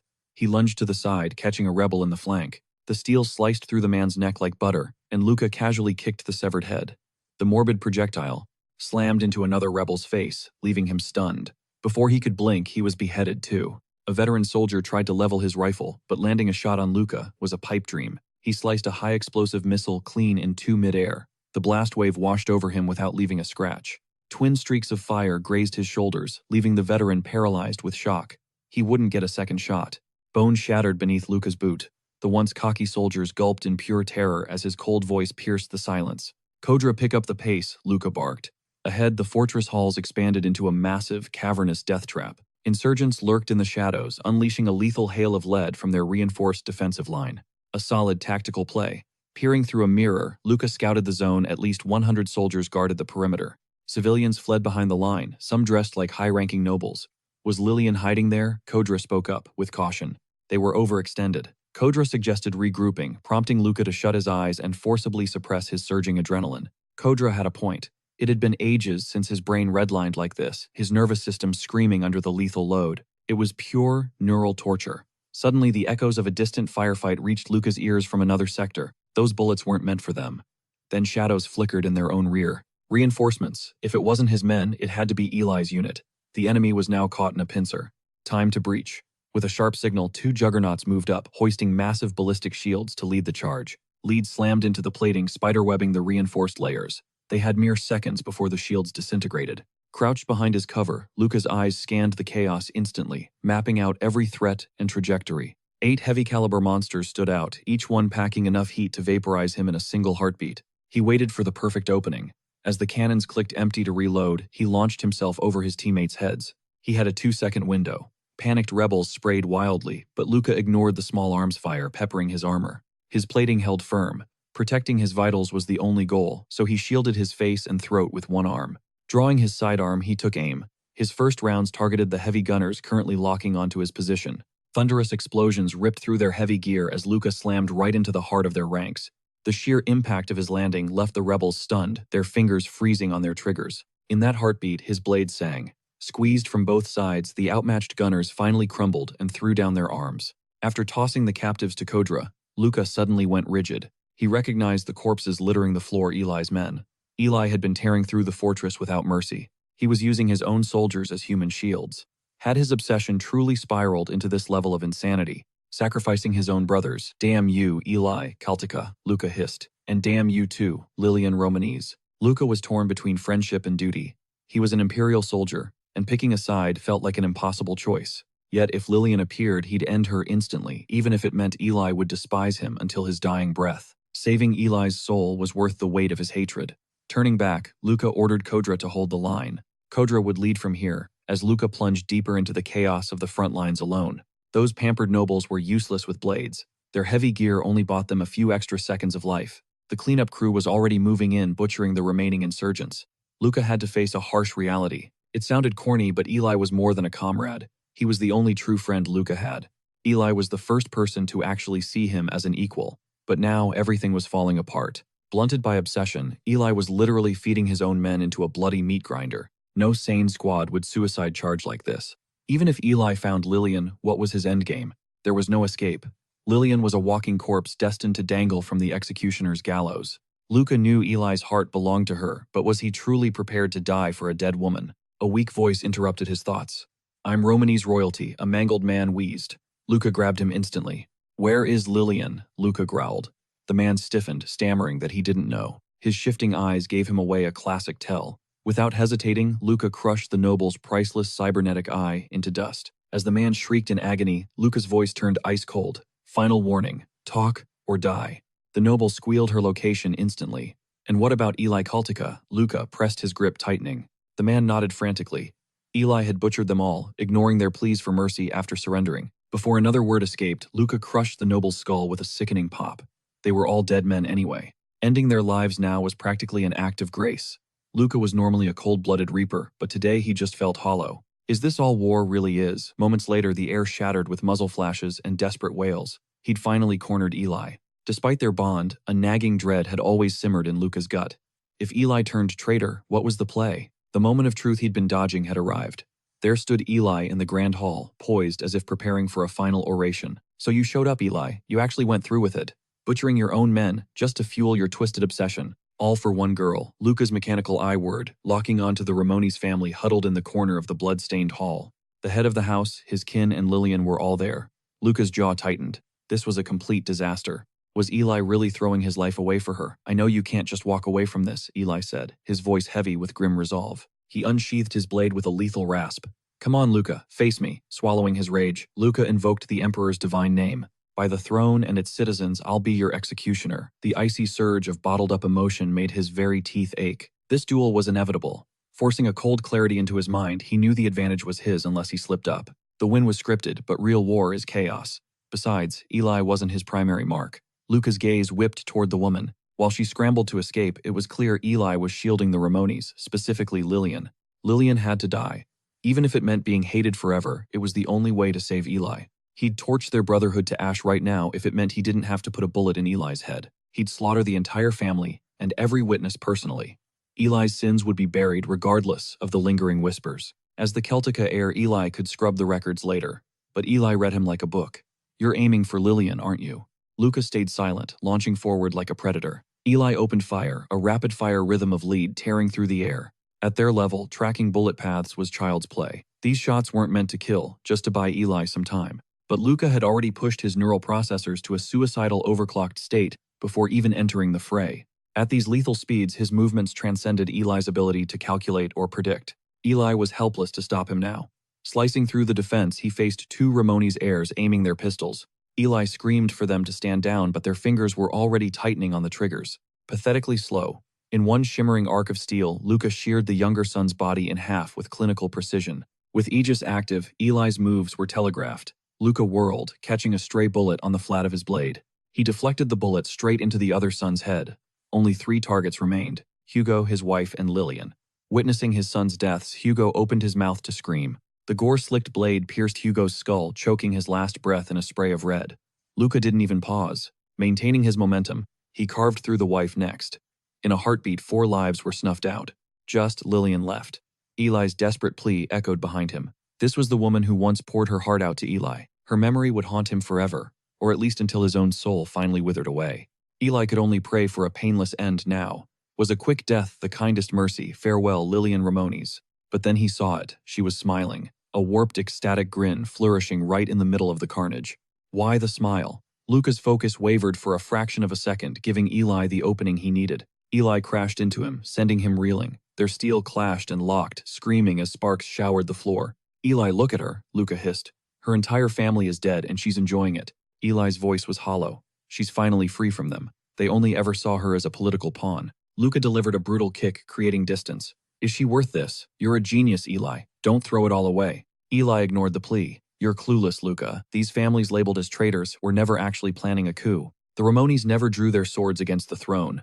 The Empire simply manufactured a reason to kill them. This isn't combat, it's an execution. Just look at this rebel defense. It's absolutely pathetic. True rebels would have secured alliances with the Holy State or the Federation before making a move. Luca was silent. Eli was right. These three great houses were supposedly allied, yet their numbers were laughable. Zero backup. If they were serious about a revolution, they would have begged Crete for intervention. They were framed. Every drop of blood spilled here is just grease for the Empire's expansionist machine. Powers like Bellado would kill to see the Empire shatter from within. If Eli's confession held weight, he'd be heading to the same grave as Lillian. Lillian finally broke her silence. This is why she whispered, this is why the Empire hunted my family like prey. She scavenged through her father's cold remains and produced a mysterious cube. This relic was the only key to awakening the ancient fortress. Luca didn't understand the timing, but Lillian saw his hesitation. He wanted her dead just to stop Eli from being dragged into the abyss. You know Eli will never truly breathe inside this empire, she urged. There is one path forward that saves us all. With this artifact, they could ignite the subterranean fortress's legendary spatial transit matrix and vanish forever. Luca, help us break the Empire's chains. He stared at the cube in shock. If my death is the only thing that satisfies you, strike now. I won't fight back. But Eli isn't as strong as you. If I die here, his journey ends too. She didn't want to ruin Eli's life. But if this relic truly held the power of teleportation, it was their only shot at freedom. They could escape the Empire's reach forever. Luca could play the ignorant soldier. Only the Romanese knew of this secret passage. Once they entered, they'd be ghosts. After hearing her out, Luca felt his resolve begin to waver. He couldn't care less about Lillian's fate, but for Eli, this was the ultimate escape. Eli had once traded his freedom for Luca's life. Faking a disappearance or a messy death in the chaos would be incredibly easy. Even if Luca silenced Lillian now, Eli was a ticking time bomb. Eventually, he'd cross a line where no family name could save him. Not even a prestigious crest would stop the executioner. Luca spun his blade with a sharp flick and slammed it back into its scabbard. Eli opened his mouth to protest, but Luca's gaze was ice. Shut it, Eli. I'm only doing this on one condition. If that teleportation device is a dud, don't you dare stop me. You heard her, she doesn't want you rotting in this cage. Eli bit his lip, eyes darting to Lillian. She gave a firm, silent nod. Finally, Eli gave in. It was the hardest compromise of his life. It felt like his mind had finally snapped. He was actively committing high treason just to smuggle his friends to safety. If the brass found out, he was a dead man. Their plan was suicide, Simple reach the lowest level, and spark the ancient matrix. They had to dive into the deepest depths to extract Lillian and Eli. But suddenly, Lillian reached out and stopped Luca. Blood still trickled down Eli's brow. Lillian gently wiped his face with a handkerchief. If we actually survive this, stay by each other's side. Eli offered a faint, weary smile as he cleared the blood. Lillian blinked, a sudden wave of guilt washing over her. She never expected Eli to sacrifice everything. Sensing her regret, Eli signaled for her to stop. She was the one who showed him the world. Without you, my soul would have shattered, he admitted. In this gilded cage, I'm finally a human, not just some broken toy. Luca's brow furrowed. To him, Lillian was the spark that had ignited the dangerous fire in Eli's mind. Those unsettled thoughts were a plague. Once they took root, they spread like a lethal parasite, rotting the Empire's core from within. If those radical ideas went viral, the entire imperial foundation would crumble into dust. Before the smoke cleared, rival nations like Bellado or Crete would swoop in to pick the carcass clean. He didn't want his world to burn. If Eli weren't his brother in arms, he would have ended him right there. I am not one of the restless, he repeated, branding the lie into his brain like a desperate protective mantra. As they descended, luck was on their side. They ghosted past both rebel patrols and imperial squads. No imperial unit had ever ventured this deep, and the rebels clearly hadn't anticipated anyone reaching the fortress's bowels. Lillian's father, Hugo, was an overambitious man. He thought he could play the royal house only to be played himself. Luca asked for the distance. Lillian pointed into the gloom. Just follow this corridor to its bitter end. She thanked him, but Luca's heart remained cold. This wasn't for her, he was simply settling his debt to Eli. If chaos split them up, they'd meet at the border city. Lillian begged Luca to join them, but he shot her down instantly. He had zero interest in their dream. His mind and body were redlining, and his legendary focus was starting to flicker. Was helping Eli a fatal error? Maybe his brain was just fried from neural burnout and total cognitive collapse. Still, he couldn't slack off. He needed a bulletproof story for his official report once the smoke cleared. Luckily, the guard captain favored him. He'd been tasked with watching Kinu, so he doubted they'd actually execute him. Eli and Lillian were just small fries, a trainee and a noble. They weren't the masterminds behind this uprising. The high command wouldn't waste time digging too deep. Finally, they reached the end of the line, and Luca signaled for readiness. If the teleportation device was a myth, they were dead. Eli gave a silent nod as Luca slammed the door controls. Without that spatial warp drive, they were dead meat. Eli stayed silent, giving a grim nod just as Luca slammed the door controls. Chills raced down his spine. His instinct screamed that something was catastrophically wrong, and he had to pinpoint the source of this dread. Death was the only alternative. He knew the predator lurked just beyond the threshold. As the heavy door groaned open, he shut his eyes, filtering the air with lethal precision. First, the metallic tang of fresh gore, then the choking fumes of industrial oil. Underneath it all, cold, heartless steel, devoid of any human warmth. Gritting his teeth, he forced his eyes open to face reality. The truth was a nightmare, 4 Imperial guards. He stood frozen, his tactical advantage completely shattered in an instant. A single unarmored guard might have been a fair fight for him and Eli. But against 4 armored monsters, retreat was a death sentence. Worse, these butchers wouldn't kill Lillian, they'd take her alive for a far darker purpose. Torture would break her in seconds. No matter her resolve, she couldn't withstand the Empire's specialized interrogation techniques. She was merely human after all. She lacked the brutal pain conditioning that he and Eli had endured since childhood. He'd dreamed of a clean escape and a peaceful life for Eli. It was nothing but a cruel, fleeting delusion. The moment she was captured, their treason would be laid bare. Only one gruesome path remained. He had to silence her. He'd have to execute Lillian himself before the guards could grab her. But she was the soul Eli fought to protect. If Eli snapped and charged the guards, they were finished. Suddenly, all 4 Imperial killers locked their sights directly onto him. Every second of hesitation increased the stench of suspicion. This was his final desperate window to act before disaster struck. Just as he turned to end Lillian himself, a gunshot shattered the air. Eli had already pressed his weapon's cold muzzle directly against the center of Lillian's forehead and pulled the trigger. A merciless execution. Tears rolled down her face. Her beautiful fantasy had shattered. With a sickening thud, Lillian hit the floor. One guard stepped forward, looming over them. "Luca, why did you two eliminate the target?" Eli answered, without flinching, claiming it was a summary execution of a useless asset. "She was compromised and worthless," he lied. The guards demanded a full debriefing to verify the situation before they moved on. Then they vanished. Luca stared, haunted. He never imagined Eli would personally end her. He'd feared a meltdown, not this cold-blooded efficiency. The scene shifted to the following day. The great family's rebellion was officially declared dead and buried once and for all. Not long after, the high-ranking Hyros summoned Luca for a private audience. "Outstanding work, Squad Leader Luca, of Unit 21. Kodra raved about your combat capability, calling you the most gifted leader he's witnessed. However, he mentioned your struggle to earn your team's loyalty. You'll need to fix that by shadowing Kinu for a while. Your report says you reached the lowest level under Lillian's guidance, retrieved the ancient spatial matrix, then immediately eliminated her. But tell me, out of everyone, why did you choose Lillian Ramon to be your primary guide?" He remained a statue, his expression unreadable. "I chose her because she possessed the lowest combat threshold," he answered coldly. "The Ramon stronghold was chaotic. We needed the easiest puppet to manipulate and discard without any risk of a counterattack." Hyros nodded, seemingly satisfied, yet suspicion still flickered in his eyes. Luca knew he had to strike first to survive. Before the interrogation could spiral, he took a calculated risk. "Are you questioning my connection to the prisoner, Captain?" He challenged. "I won't lie, both Eli and I had personal contact with her." He tightened his grip, hiding his nerves. "Eli and I are exceptional operators. Even with personal history, we aren't fools. Only an idiot would sabotage a mission for a girl. You know our records better than anyone, sir. And if I'm being honest, I played the part to perfection. I fed her a sliver of hope.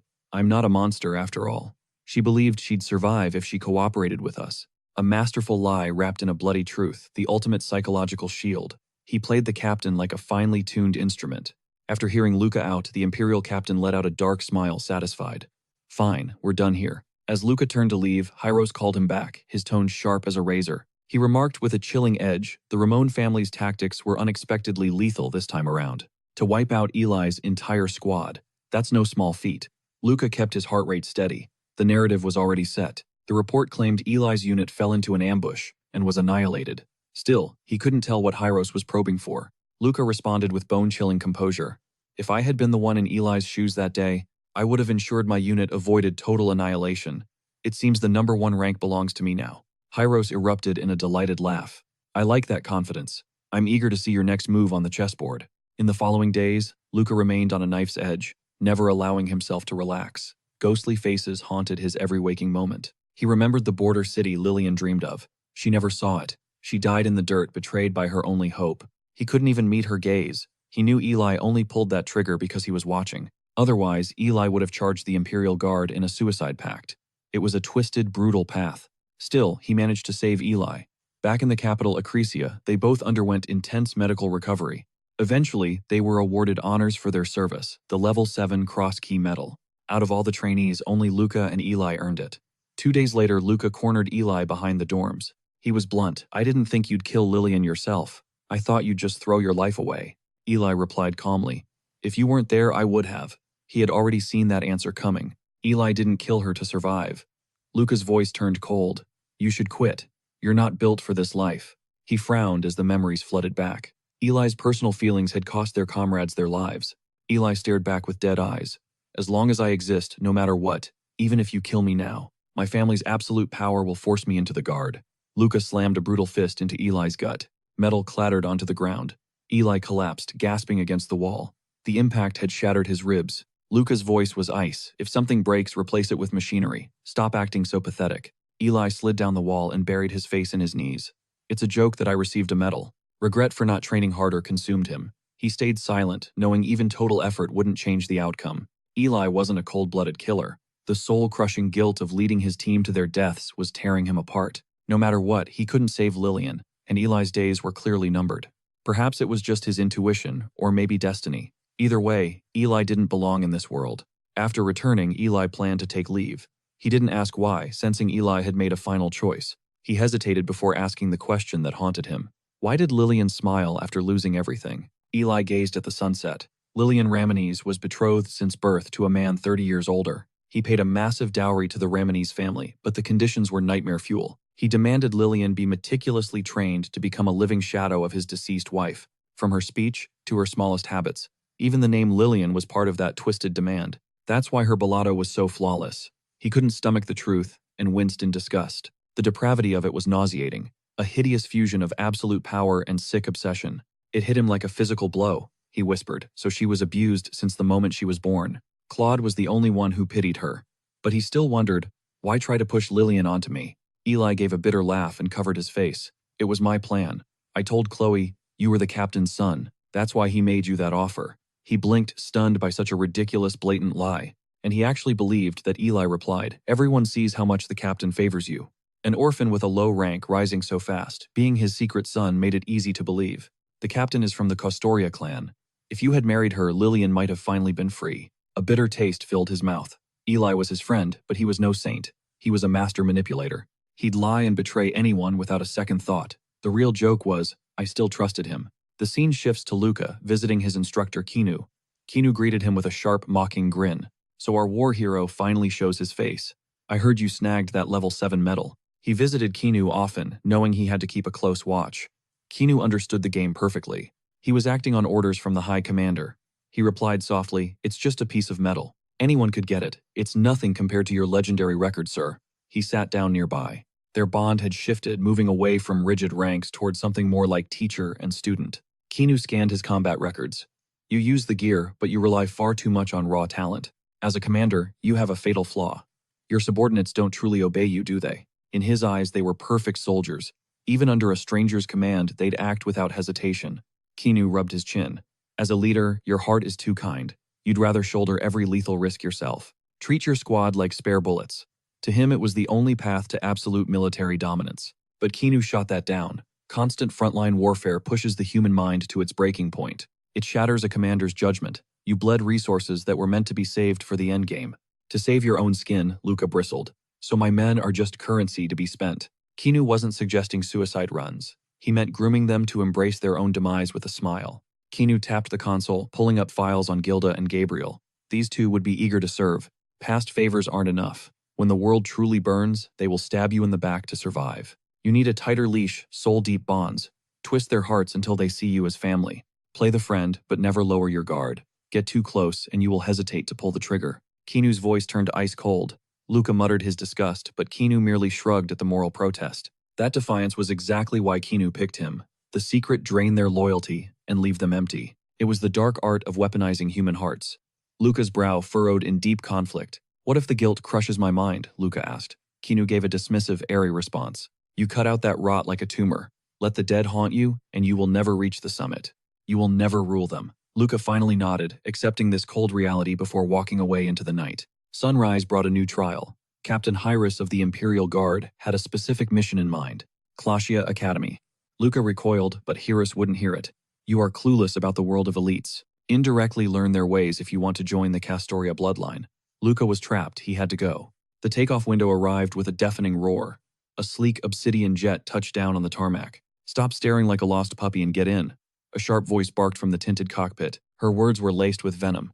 Luca shrugged it off and boarded, finally meeting his passenger. I am an Imperial Guard trainee, my name is. Save it, she snapped. I already know who you are. She was the definition of a bratty noble, someone who desperately needed a reality check to the jaw.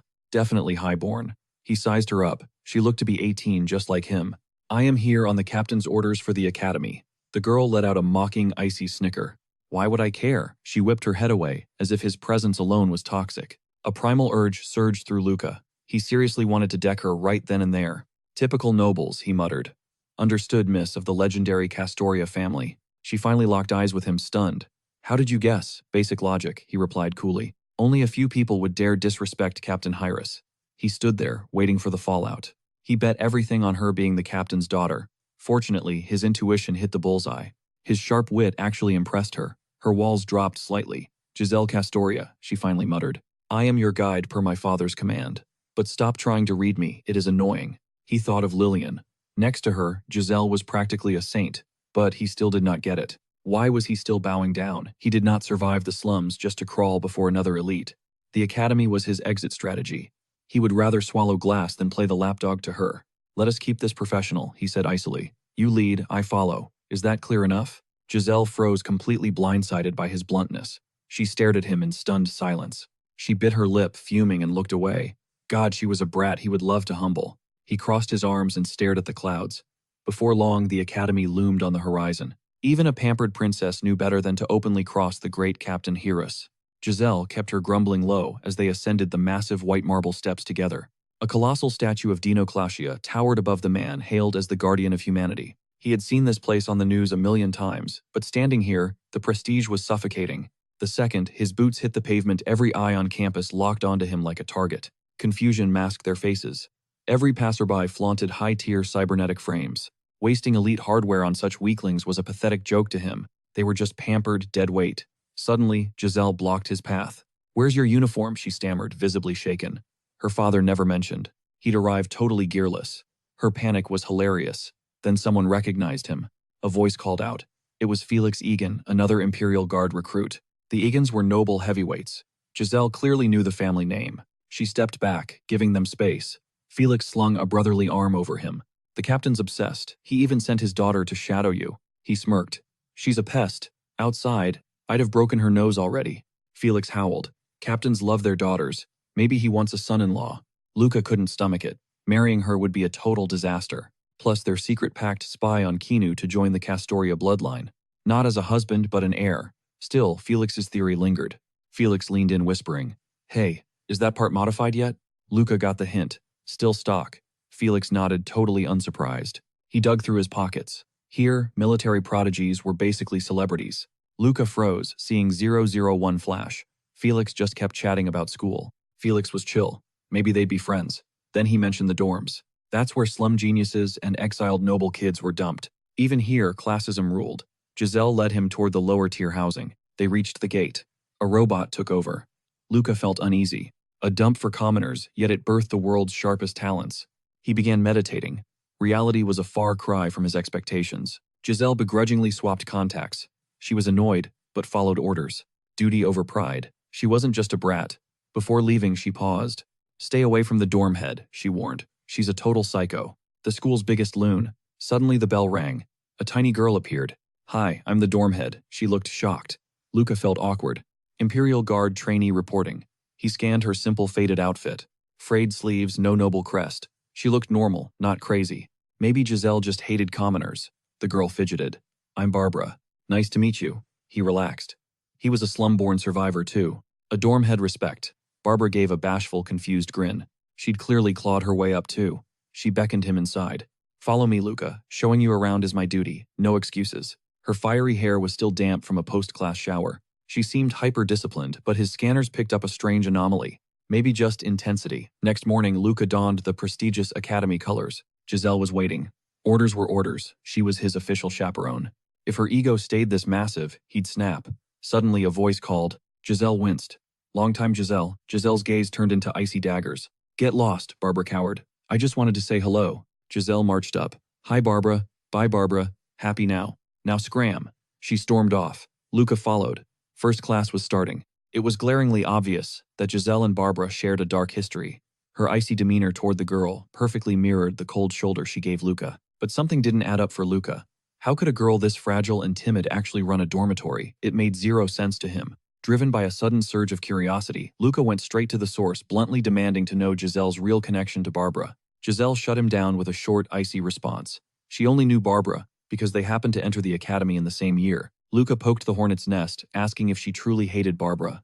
Giselle froze in her tracks, her aura turning dangerously sharp and cold. She spat out that Barbara was the school's most unstable lunatic. Yet for some reason, the crazy girl was obsessed with following Giselle. While the drama was juicy, Luca had no intention of getting tangled in their mess. He just needed to survive 2 more months here. Nobility was the ultimate goal. Once he had a title, rumors wouldn't touch him. But these academy lectures were becoming pure torture. To kill the boredom, Luca kept digging into the girls' twisted bond. In this lifeless place, it was his only source of entertainment. Since the curriculum was designed for pampered nobles, Felix refused to spar. He knew Luca would absolutely crush him in a real fight. Luca was starving for a brawl. Without combat, he felt his skills turning to rust. Maybe the intense training camp life had changed him. His mind was a battlefield constantly looping through images of war and steel. At this point, he'd fight anyone just to feel alive. He'd even settle for a shouting match. Right then, a voice barked, "You've been shadowing Miss Giselle all week. Who do you think you are?" Luca didn't expect trouble to find him so fast, so he countered, "You're crushing on her, aren't you?" The guy's flustered reaction said it all. Luca was actually shocked that anyone could fall for that annoying and bratty girl. Consumed by shame and fury, the boy swung a wild punch. Luca didn't even blink, neutralizing him with a simple flick of his wrist. Luca felt a dark impulse. He was using this weakling to vent his own frustrations, and for a second, he felt like finishing him. Without breaking a sweat, Luca told him flatly that he had zero interest in Giselle. Before long, the heavy tension began to shift. The two ended up sitting together, chatting like old pals. Luca was just fishing for more intel on the girl's hidden secrets. Enrico's explanation was haunting. They call her the witch. There isn't a single soul in the entire academy who actually likes her. Anyone who hangs around her gets caught in a lethal robot rampage. 5 students have been hospitalized in just 3 years. Students dubbed it Barbara's curse. Luca frowned. Statistically speaking, those numbers were way too suspicious to be just bad luck. It smelled like a setup. Enrico nodded grimly. There's no evidence of tampering, but the patterns of disaster don't lie. The only link was Barbara. She wasn't dormhead because of skill, but because no one else wanted that cursed and troublesome title. Just then, Enrico's eyes widened as he pointed ahead. It looked like trouble was already brewing in the hallway. 3 girls were cornering Barbara. Without hesitation, one of them drenched her with a cup of water. Oops, my hand slipped, Barbara. I'll wash those for you, so strip right here and now. Barbara's face went pale as she tried to swallow the humiliation. I'm fine, I'll just change later, she whispered. The lead bully burst into a mocking laugh at the girl's weak rejection. Are you seriously turning down my kindness strip? I'll make sure they're clean before I ever give them back to you. Trembling under the threat, Barbara closed her eyes tight.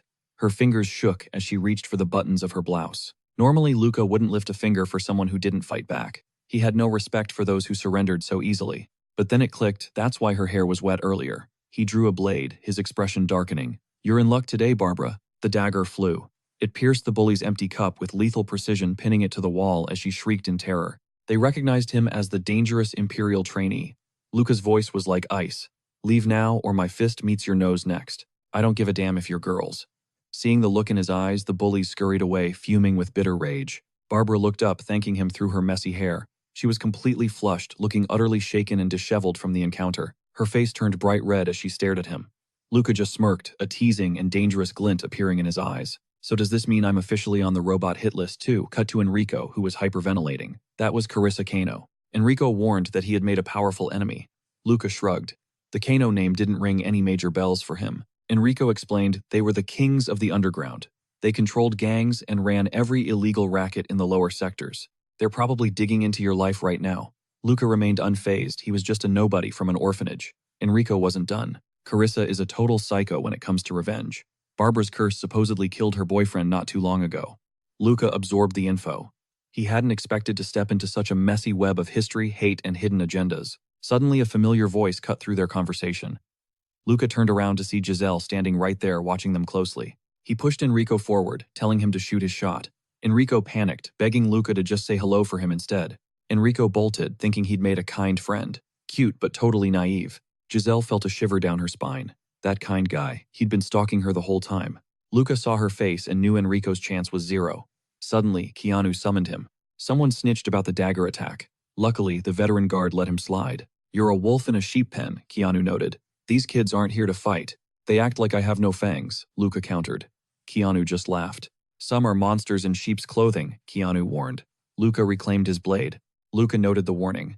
Keanu's smile said it all. He knew Luca lived for the hunt. A boring life, hard pass. He'd rather hunt monsters. He headed for the secluded gym. Rumors spread about him helping Barbara. Now a rogue robot was allegedly coming for his head. In the woods, 3 shadows closed in. You're Luca, right, they sneered. Total campus punks. Carissa says, hi, they barked. The Kano family never forgets a grudge. Gonna cry to the teachers when we wreck you, they taunted, looking for clout. Big shot Imperial trainee, they mocked, their laughter echoing through the trees. Final warning. Kneel and apologize to Carissa, or you don't walk away from this. Luca didn't blink. The leader's jaw tightened. His combat prosthetic was finally powering up. A mechanical hum vibrated through the brute. High-tier tech. Now, the real fun begins. Suddenly, an infrared beam swept over them. A patrol bot. The punks instantly froze. I thought the coast was clear, the punk hissed, deciding to bail for now. Do you need help? The robot droned. Its voice was distorted, its gait completely glitched. One student shoved the machine aside. It stumbled, sparks flickering from its chassis. Fear spiked as the robot twitched unnaturally. It raised a heavy metallic arm. Crack. An iron fist pulverized his skull like it was a cheap movie prop. The others paralyzed in shock. The loudmouth from before was now shaking like a leaf. The bot lunged, targeting its next victim. It wound up for a lethal killing blow. Bam! Luca's kick sent it flying. He wasn't about to be the fall guy for this mess. The bot's shell shattered. Barbara's curse a punk screamed in pure, unadulterated terror. Luca rolled his eyes. Top-tier academy students actually believed in curses. Pathetic. Ignoring the nonsense, he approached the metallic beast. It looked completely dead. A low growl rumbled from its core. It was redlining for one final violent burst. This wasn't a glitch. It was a targeted hit. Someone wanted Luca dead. No time to wait. The bot charged like a bullet. Luca pivoted instantly. Those claws missed his throat by an inch. This thing was military-grade fast. Driven by a lethal kill code, it lashed out with terrifying, razor-sharp precision. One slip and he was a goner. But honestly, he needed this adrenaline rush. He lived for the spike. With a brutal kick, he launched the machine backward. That wasn't a standard patrol drone. The impact nearly shattered its entire frame. Luca reached back. To the bot's sensors, it looked like a quick gun draw. It lunged with everything it had. Instead, Luca tossed his dagger high into the air. The robot's optics snapped upward, its processors glitching as it tried to analyze the threat. A total bait. The more pointless the move, the more it fried the bot's AI. A microsecond of hesitation. That was the only window Luca needed to end this. He slipped into the blind spot and snapped its mechanical arm like a twig. Wires and gears sprayed the dirt. The punks watched, absolutely horrified by the carnage. Pure terror. They realized Luca was far more dangerous than any rogue machine. The mangled machine sputtered its speech, distorted by erratic electric discharge. Do you require assistance? Assistance. A predatory grin spread across his face, his hunger still unquenched. This scrap metal wasn't enough to satisfy his bloodlust. The instant his lethal gaze locked onto one of the thugs, the coward spun around and fled like a sewer rat. Suddenly, a law enforcement aerial unit descended with sirens screaming. It hovered directly above him, its underbelly floodlights bathing him in a harsh, clinical white glare. The following morning, the atmosphere shifted. A federal intelligence agency demanded his absolute cooperation regarding their current operation. Jillian pressured him to help unmask a high society criminal lurking within the nobility. Luca suspected a commoner might be involved, but Jillian instantly dismissed it. No outsider could ever breach the firewall, protecting Claudia Academy's internal mainframe. Just as he prepared to decline, Jillian revealed knowledge of his Aegis training, proving Luca was more elite than any agent on Jillian's payroll. Luca stiffened. He never expected his classified file to expose his mastery of Aegis combat arts with such surgical precision.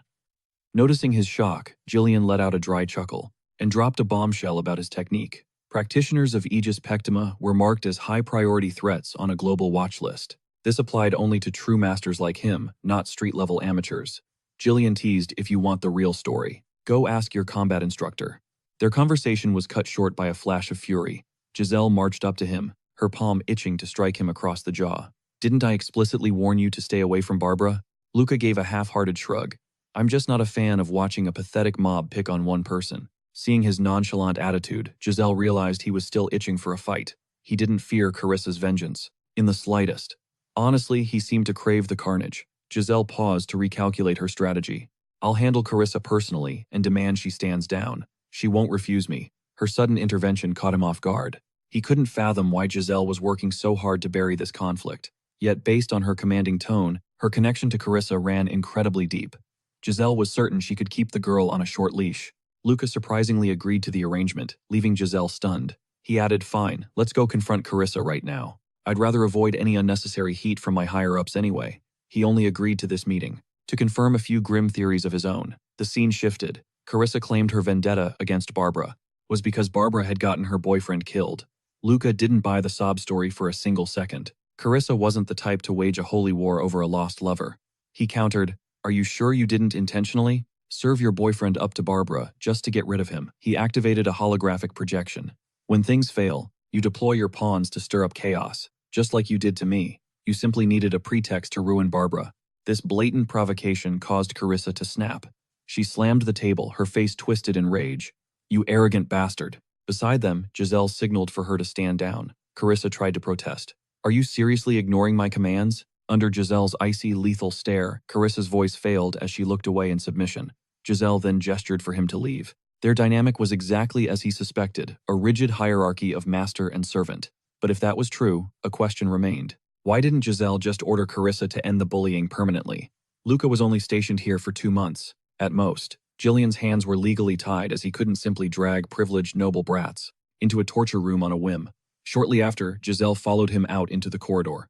I've handled the cleanup, so don't cause another scene. And stay the hell away from Barbara. Someone lost their life because you ignored my advice. Luca's lips curled into a menacing smirk. Since only nobles can pilot droids, I decided to run a little experiment. And Carissa clearly despises Barbara. Giselle told him to stop playing detective. Investigators don't waste time opening cases on elite children. Are you mocking me? He stared her down. I'm just pointing out the obvious. And for your information, Carissa obeys you like a well-trained dog. Giselle avoided his eyes. Bloodlines and influence dictate the pecking order. Carissa simply doesn't have the status to defy me. Luca leaned in. So, was it your order to have Carissa torment Barbara? Giselle's pupils flickered with a hint of panic. Luca didn't let her breathe. Carissa needed a justification for her cruelty, so she manufactured one. Before she could recover, Giselle lunged forward and seized his collar, hissing directly into his face. Are you suffering from paranoid delusions? I heard high-spec cybernetic bodies often result in severe neural degradation. Overloading your processors clearly caused a mental break. Go get your brain checked. As the words escaped her lips, she realized she'd snapped. Before storming off, she told him to quit causing chaos. Scanning the board, he pegged Giselle as the prime suspect. Yet something felt wrong. Why did Giselle look so damn petrified? Cut to lunch. A girl with fiery golden-orange hair slid into the seat next to Luca. Barbara offered him a bento. Luca blinked, confused. Thanks, but what's this? She looked totally shy. You saved me, and now you're stuck in this robot mess. I'm just relieved you are safe. Can I make your lunch every day? He thanked her but shot the offer down. He didn't want the drama of rumors. Barbara paused. I don't care what people think. Did she actually dig him? If she had a real crush, it would be a total headache. He went straight for the throat. You knew proximity to me triggers those murder bots. So why stay close? You baiting them? Barbara looked completely shook. I don't know why. Wanting the truth, he twisted the knife where it hurt most. Carissa is bullying you because Giselle is the puppet master. If Giselle loses, she won't quit until someone dies. But Barbara's reaction chilled his blood. He thought he knew her game, but he was dead wrong. He locked eyes. Do you even know why Giselle despises you? Suddenly, Barbara cut him off. She looked up with a faint smirk sending shivers down his spine. Luca, why would I tell you? Kinu's warning rang in his head. Some sheep are actually monsters. Human-skinned freaks deadlier than any beast. He never expected the apex predator to be the shy girl Barbara. 2 days later, Luca spilled his dark findings to Julian. Carissa used her own boyfriend as bait just to find a sick reason to torment Barbara. Pure cruelty. Julian gave a grim nod. Putting you on this case was a pro move. Luca questioned if Julian really had the authority to dig any deeper.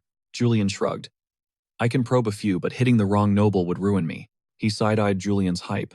Didn't take you for a hero. Julian laughed, shaking his head. I just want to lock up the arrogant jerk who thinks they are smarter than me, checked Barbara, yet Julian looked lost. It was impossible for a low-tier commoner to bypass military-grade firewalls and hijack academy robots like puppets. Luca got why nobles were the targets.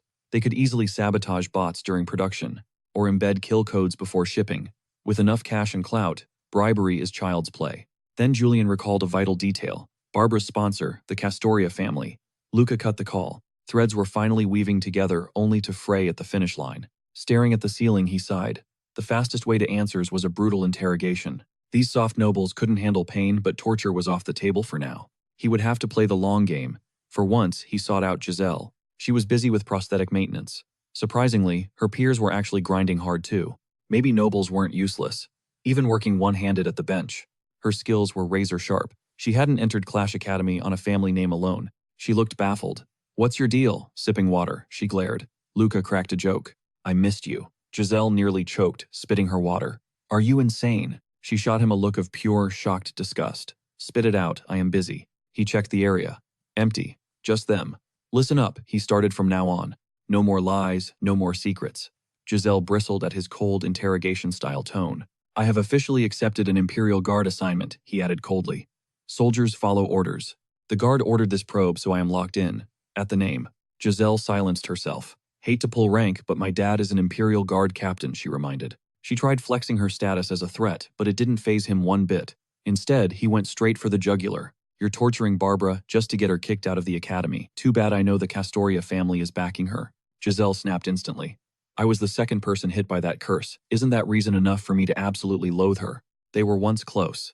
But he knew if they were real friends, she never would have backstabbed Barbara over something so petty. Giselle tried to bolt, clearly hiding some shady secret, but he blocked her path and doubled down on the pressure. "The guards think that robot frenzy was an inside job. And you've got the perfect motive." Giselle absolutely lost it in rage. "You're blaming me. I'm a victim too." Luca's voice was ice cold. A villain hiding behind a victim's mask is the oldest trick in history. As a scion of the legendary Castoria bloodline, you're a genius engineer with an absolute mastery over the world of robotics. You possess the lethal skill set required to ghost through an artificial intelligence network without leaving a single trace. At those words, Giselle turned away. She desperately wanted him to stop digging into this nightmare, but he didn't buy that she was the attacker. He just needed her to drop the act and spill the truth. Luca's killer instincts, however, remained locked onto Barbara. Suddenly, the nearby door hissed open, shattering the tension. The interrogation died in his throat. Barbara stood in the doorway, clutching a bento box. "Luca, I've been searching everywhere. You weren't at our usual spot." Barbara beamed a radiant smile, but it felt like she was mocking his very existence. Luca felt a chill, unsettled by how she'd tracked him down. If someone had been tailing his every move, his hypersenses should have caught it instantly. Was there a fatal blind spot he had completely overlooked? Why this helpless victim facade in public? If it was all an act, who was the real monster pulling her strings? He fought the violent urge to bolt the door. Just 10 minutes. Give him 10 minutes and he'd tear the truth, straight from her lungs. Clenching his fists to keep from snapping, Luca's voice dropped to a lethal, absolute zero.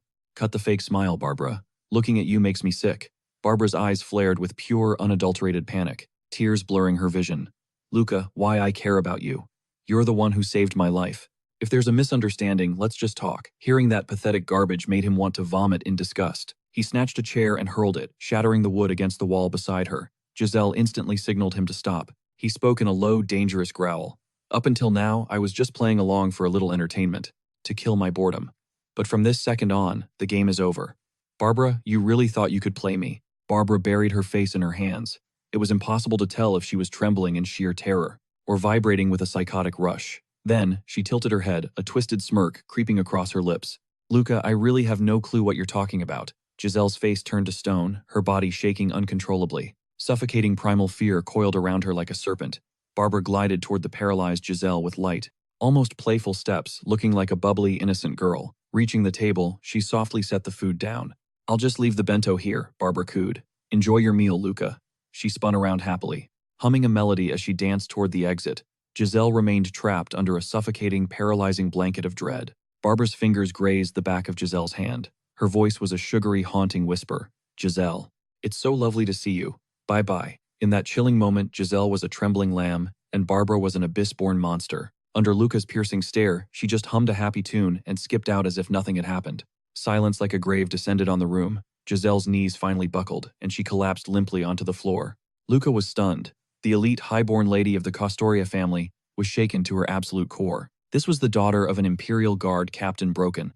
Who was the real puppeteer, and what was the connection between them and the innocent victims caught in this carnage? He spoke Giselle's name, his voice heavy. She hid her face in her palms. Ask me nothing. Just keep your head down and survive this academy, Luca. Please. All the arrogant hostility and disdain had vanished, leaving nothing but raw, desperate pleading. The scene jumped ahead several days. Ever since that encounter, Giselle had been avoiding him like a lethal plague. That day, Luca reported the brutal reality of the situation to Hirose, because the chessboard was rapidly sliding out of his grasp. But Hirose's response caught him completely off guard. He ordered Luca to handle the entire mess alone start to finish.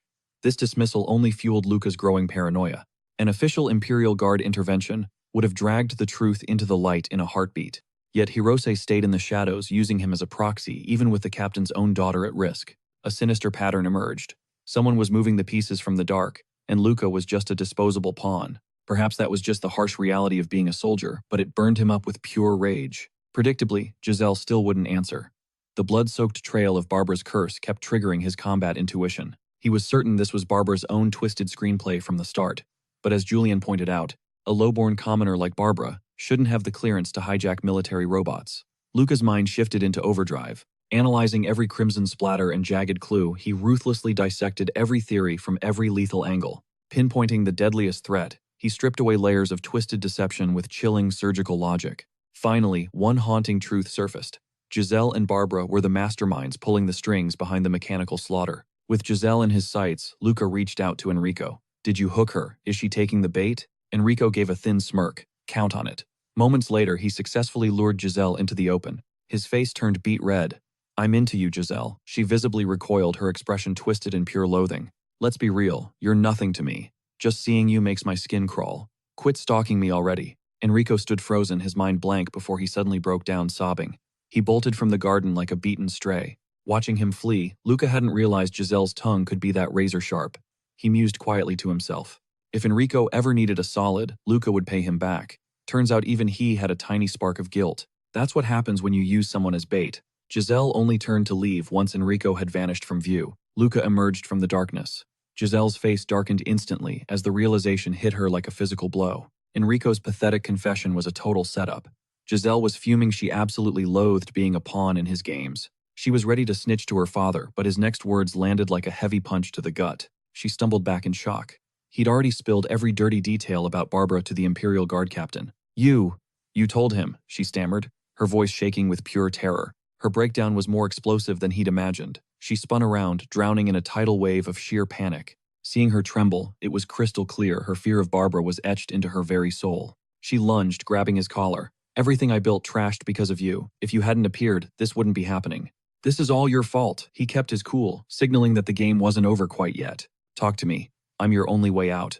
Giselle looked broken. This is a family war. You're nobody.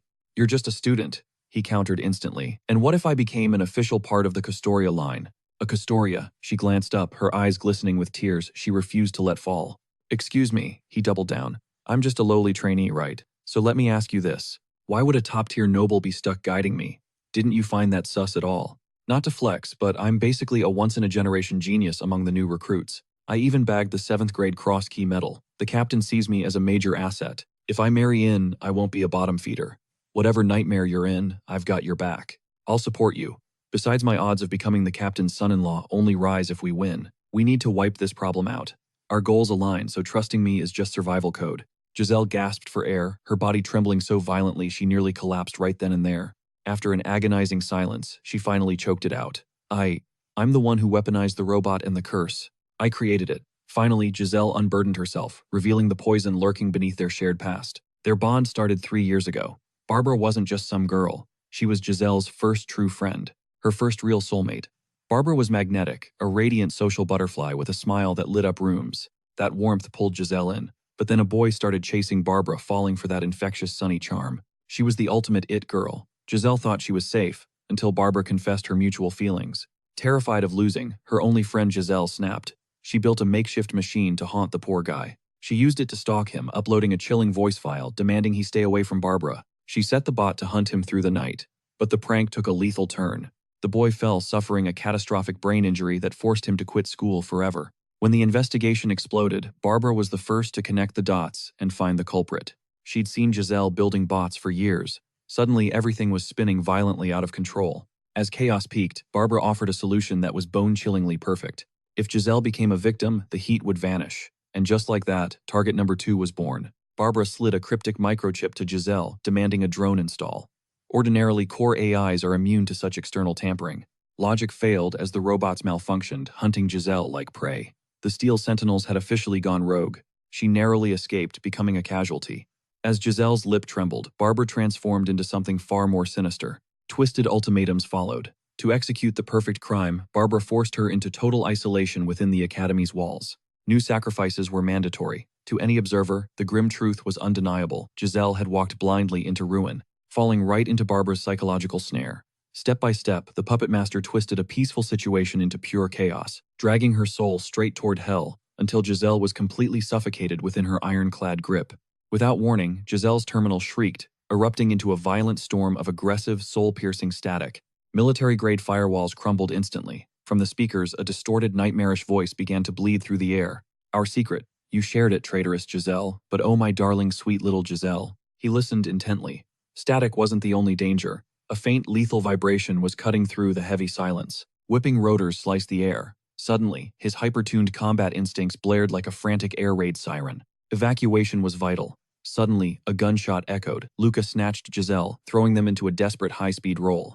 They scrambled behind a marble pillar. Damn it, that ghostly crack was the signature of a high-end silencer. Top-tier suppression tech.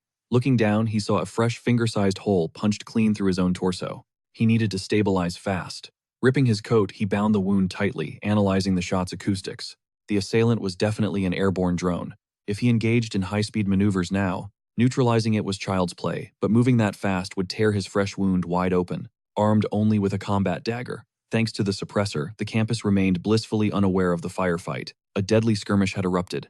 Now their survival rested entirely on his ability to lead them out alive. "I'll flatten your nose, you bastard," Giselle snarled before finally noticing the crimson pooling around his wound. "Do Imperial trainees just not feel bullets?" she blurted. That ridiculous question actually made the veteran freeze. She was spiraling so hard her brain had completely short-circuited under the sheer intensity of the moment. The drone unleashed another volley, but he was helpless. He couldn't even track its precise location. Scanning the darkness, he spotted her makeup bag.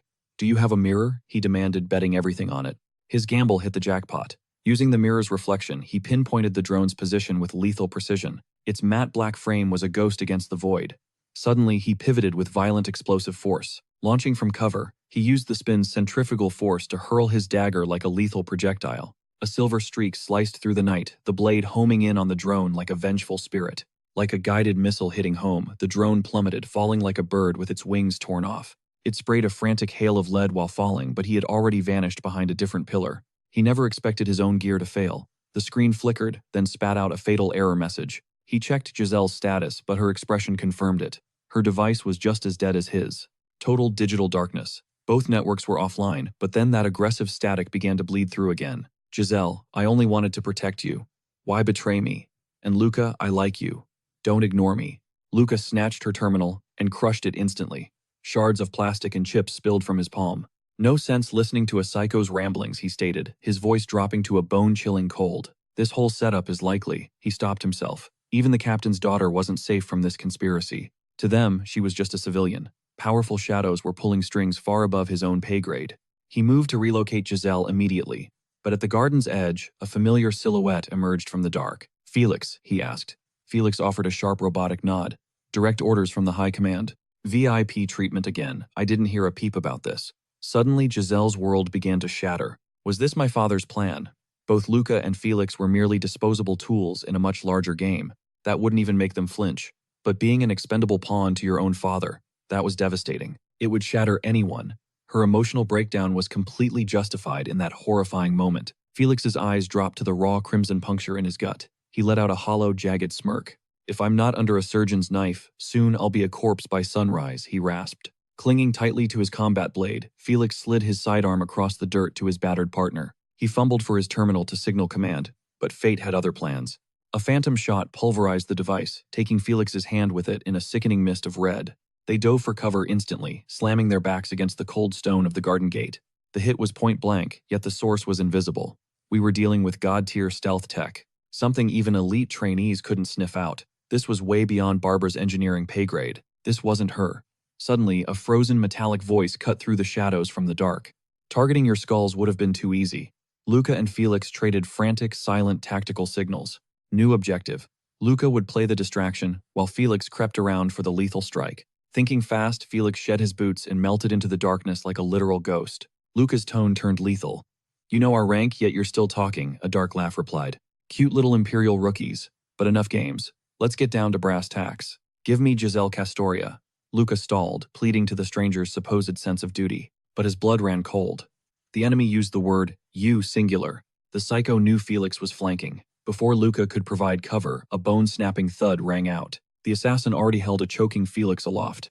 He was draped in high-tech tactical gear, shimmering with active optical camo. No wonder they couldn't spot this invisible predator. He'd neutralized Felix effortlessly. This beast was easily Imperial Guard level or higher. This was a total nightmare. Giselle reached for him, but Luca shoved her back instantly. When I move, you bolt.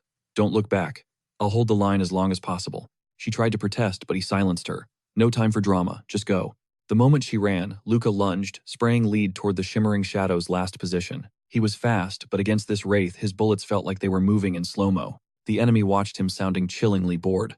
I'd hate to bury two juniors tonight. That word juniors tripped Luca up for a heartbeat. Then the monster vanished and reappeared behind him. Luca blocked just in time, feeling his bones vibrate from the impact. Then it clicked. This guy was an ex-Imperial Guard. His counter-terrorism mastery was on a whole different level. In a fight for his life, Luca had let his focus slip. He cursed his own stupidity. The killer closed in for the finish. If Luca fell, Giselle was as good as caught. The clock was ticking. Luca's combat instincts went into an absolute red alert overdrive. A fair fight meant certain death. He needed the Aegis combat arts, a forbidden, dangerous path. It was a style built entirely on insane perception and total environmental analysis. Even if it fried his brain, he had to push his senses past the breaking point. Luca moved with surgical precision, spotting Felix's fallen blade on the pavement nearby. He hurled his empty sidearm backward like a heavy steel projectile over his shoulder. The gun struck the hilt perfectly, sending the sword spinning into the air behind him. Catching the blade midair, Luca swung a lethal backhand strike at the shimmering phantom. The enemy hummed, sounding genuinely shocked. Aegis arts. At your age? Impressive. Luca froze. How did he know that? But before he could land, the pressure shifted. The man's blade fell like a heavy executioner's axe. Luca barely parried the crushing blow. The impact rattled his core. He realized it instantly this man was pulling his punches. Otherwise, Luca would be dead meat. The assassin seemed intrigued by the rookie's forbidden skill. Drop the act, kid. Once you know my name, command won't blame you for running. Don't throw your life away for nothing. Luca finally realized the truth. He was facing a high-level anti-imperial terrorist. Hot air rasped through his lungs. He was certain this was it, but the enemy's toxic arrogance bought him a heartbeat of tactical clarity. He scanned his gushing injuries and the man's terrifyingly perfect stance. Analysis was useless. He was just a human weapon now. It all came down to a single coin flip: survive or be erased. Grasping the grip with white-knuckled intensity, he swung an explosive overhead strike. Pouring his soul into the hit, the stranger simply tilted his body, dodging the kill shot with zero effort. A brow twitched. Having this much talent at your age, yet you're throwing it all away for this empire. The sheer force of his own speed shredded his core, and crimson sprayed from his mangled side. Even at full power, his desperate lunge looked like it was moving through sludge to the opponent. The man's aura turned ice cold. You think I'm playing Luca's internal battery was hitting zero. He leaned on his blade just to stay upright. He rasped back, the empire is whatever but your ego. That's what's actually killing me. The guy laughed, genuinely amused. Man, I love that savage energy, kid. You're a perfect fit for us. He paused, the tension thickening. Name's Rick Kaiser. I'm a Republican. To Luca, Republican was just code for mass murderer. He gritted out through bloodied teeth. Sorry, man, but I don't speak rabid dog. Maybe try English. Rick's expression shifted. He didn't look annoyed anymore. He looked absolutely homicidal. With a subtle shift, he blinked out of existence, vanishing from Luca's sight. Gut instinct screamed at Luca to shield up, but the impact vaporized his cybernetic arm instantly. Amidst flying shrapnel and blue sparks, a piston-like fist surged forward. Everything slowed to a crawl. He threw a frantic kick, but Rick snapped his leg like a twig. Then Rick's hand crushed his windpipe. Lifting him like a doll, he growled. Final offer. Beg for mercy and you might actually walk away. Luca just gave a gore-stained grin. He gathered his strength and spat a glob of blood onto the terrorist. Rick let out a dark, guttural laugh. Now that's the spirit. If you actually make it out of this, give Keanu my regards. He whispered the words before his hand clamped down with bone-breaking force. The last sensation was the sickening pop of his vertebrae. Usually a snapped neck is game over for humans. Keyword, usually. Inside the sterile ward, Felix let out a tortured wheezing sound from the bed. Luca, everything hurts. Luca croaked back, sounding like he swallowed glass. No shit, idiot. Try not to move your neck unless you want to pass out again. He looked at Felix, heartbroken. That smile was hollow. Felix was a shell. The lack of oxygen had basically fried his brain. While Felix suffered permanent damage, Luca had somehow cheated the Reaper by a narrow margin. Apparently, Giselle had blitzed the site with elite guards the moment he hit the floor. High-tier emergency trauma care was the only thing keeping his brain from turning to mush. Another 60 seconds, and he'd be a corpse. Suddenly, the automatic doors hissed open. Captain Hiras walked in, his eyes locked on Luca. Felix lay there trapped in a vegetative state. Hiras grabbed a chair and sat. He stared at Felix with a strange, icy shadow in his gaze. Felix did his job, Luca said, making sure his partner's sacrifice wasn't ignored by the brass. Before the official talk, Luca gave a play-by-play of the brutal slaughter they'd just survived. Hiras listened in total silence, then dropped a bombshell. This mission never happened. No paper trail. Rick Kaiser, or Rick Sylvanin, is a top-tier ghost and the Empire's most hunted man. Luca had never heard that name before. The Empire kept its blacklists secret, especially the messy ones. They didn't publicize targets linked to the Crown's darkest secrets. That specific phrasing made Luca's blood run cold. Stains. He'd been brainwashed to believe the Empire was a flawless, holy paradise. Hearing a high-ranking officer say that felt like treason. Hiras didn't sugarcoat the nightmare. He figured Luca had bled enough to earn the truth. Operation Juliet was a 5-year deep cover play. The goal, get close to the leaders of the anti-imperial cell known as Nemoxis. Luca couldn't wrap his head around it. Why just watch them? Why not wipe them out? The captain didn't answer. Instead, he slid an encrypted terminal across the table, his face unreadable. He leaned across the desk, eyes cold. Doesn't matter how many limbs we sever, this syndicate is a goddamn virus. It festers and mutates in the shadows. If we don't incinerate the root, every drop of blood spilled is meaningless. Luca pushed for the truth. Since they failed to bag Rick alive, was 5 years of undercover hell just a total waste? The captain's grin sharpened into something predatory. Success was absolute. We finally embedded a mole into their inner sanctum, deep within the heart of Nemoxis. As Luca's mind raced, Hiras dropped the bombshell. Barbara is our sleeper agent. Her god-tier cyber warfare skills were the perfect bait. We bled and sweated just to make the enemy crave her talent. The plan worked perfectly. I just never expected her to lose her damn mind and go completely off script. He gripped the steel bed rail until his knuckles turned bone white. How many lives had the brass sacrificed for this lie? Even Giselle, the captain's own daughter, had been left to rot in Barbara's twisted house of pain for months. Were they all just disposable pawns on a rigged chessboard? Does Giselle know? He demanded, his voice trembling with rage. The question was raw with pain. Hiros's gaze turned to absolute ice. She knows nothing, and for her sanity's sake, it stays that way. The captain's eyes narrowed into slits. Now, do you understand why I'm revealing this to you? Luca's heart hammered against his ribs. One word flashed like a warning siren in his skull. Disposal. No matter how lethal he became, he was still just low-tier trash, a loose end that could be erased in seconds. Just a gutter rat with no name. But then Hiros slid a glowing datapad across the table toward him. The suffocating tension broke into a hollow, disbelieving laugh. It was a legal adoption document, officially signed by Captain Hiros Custoria himself. Only one line remained empty, the name of the new son. Welcome to the Custoria bloodline, Hiros whispered with terrifying calm. The scene blurred, jumping 3 months ahead.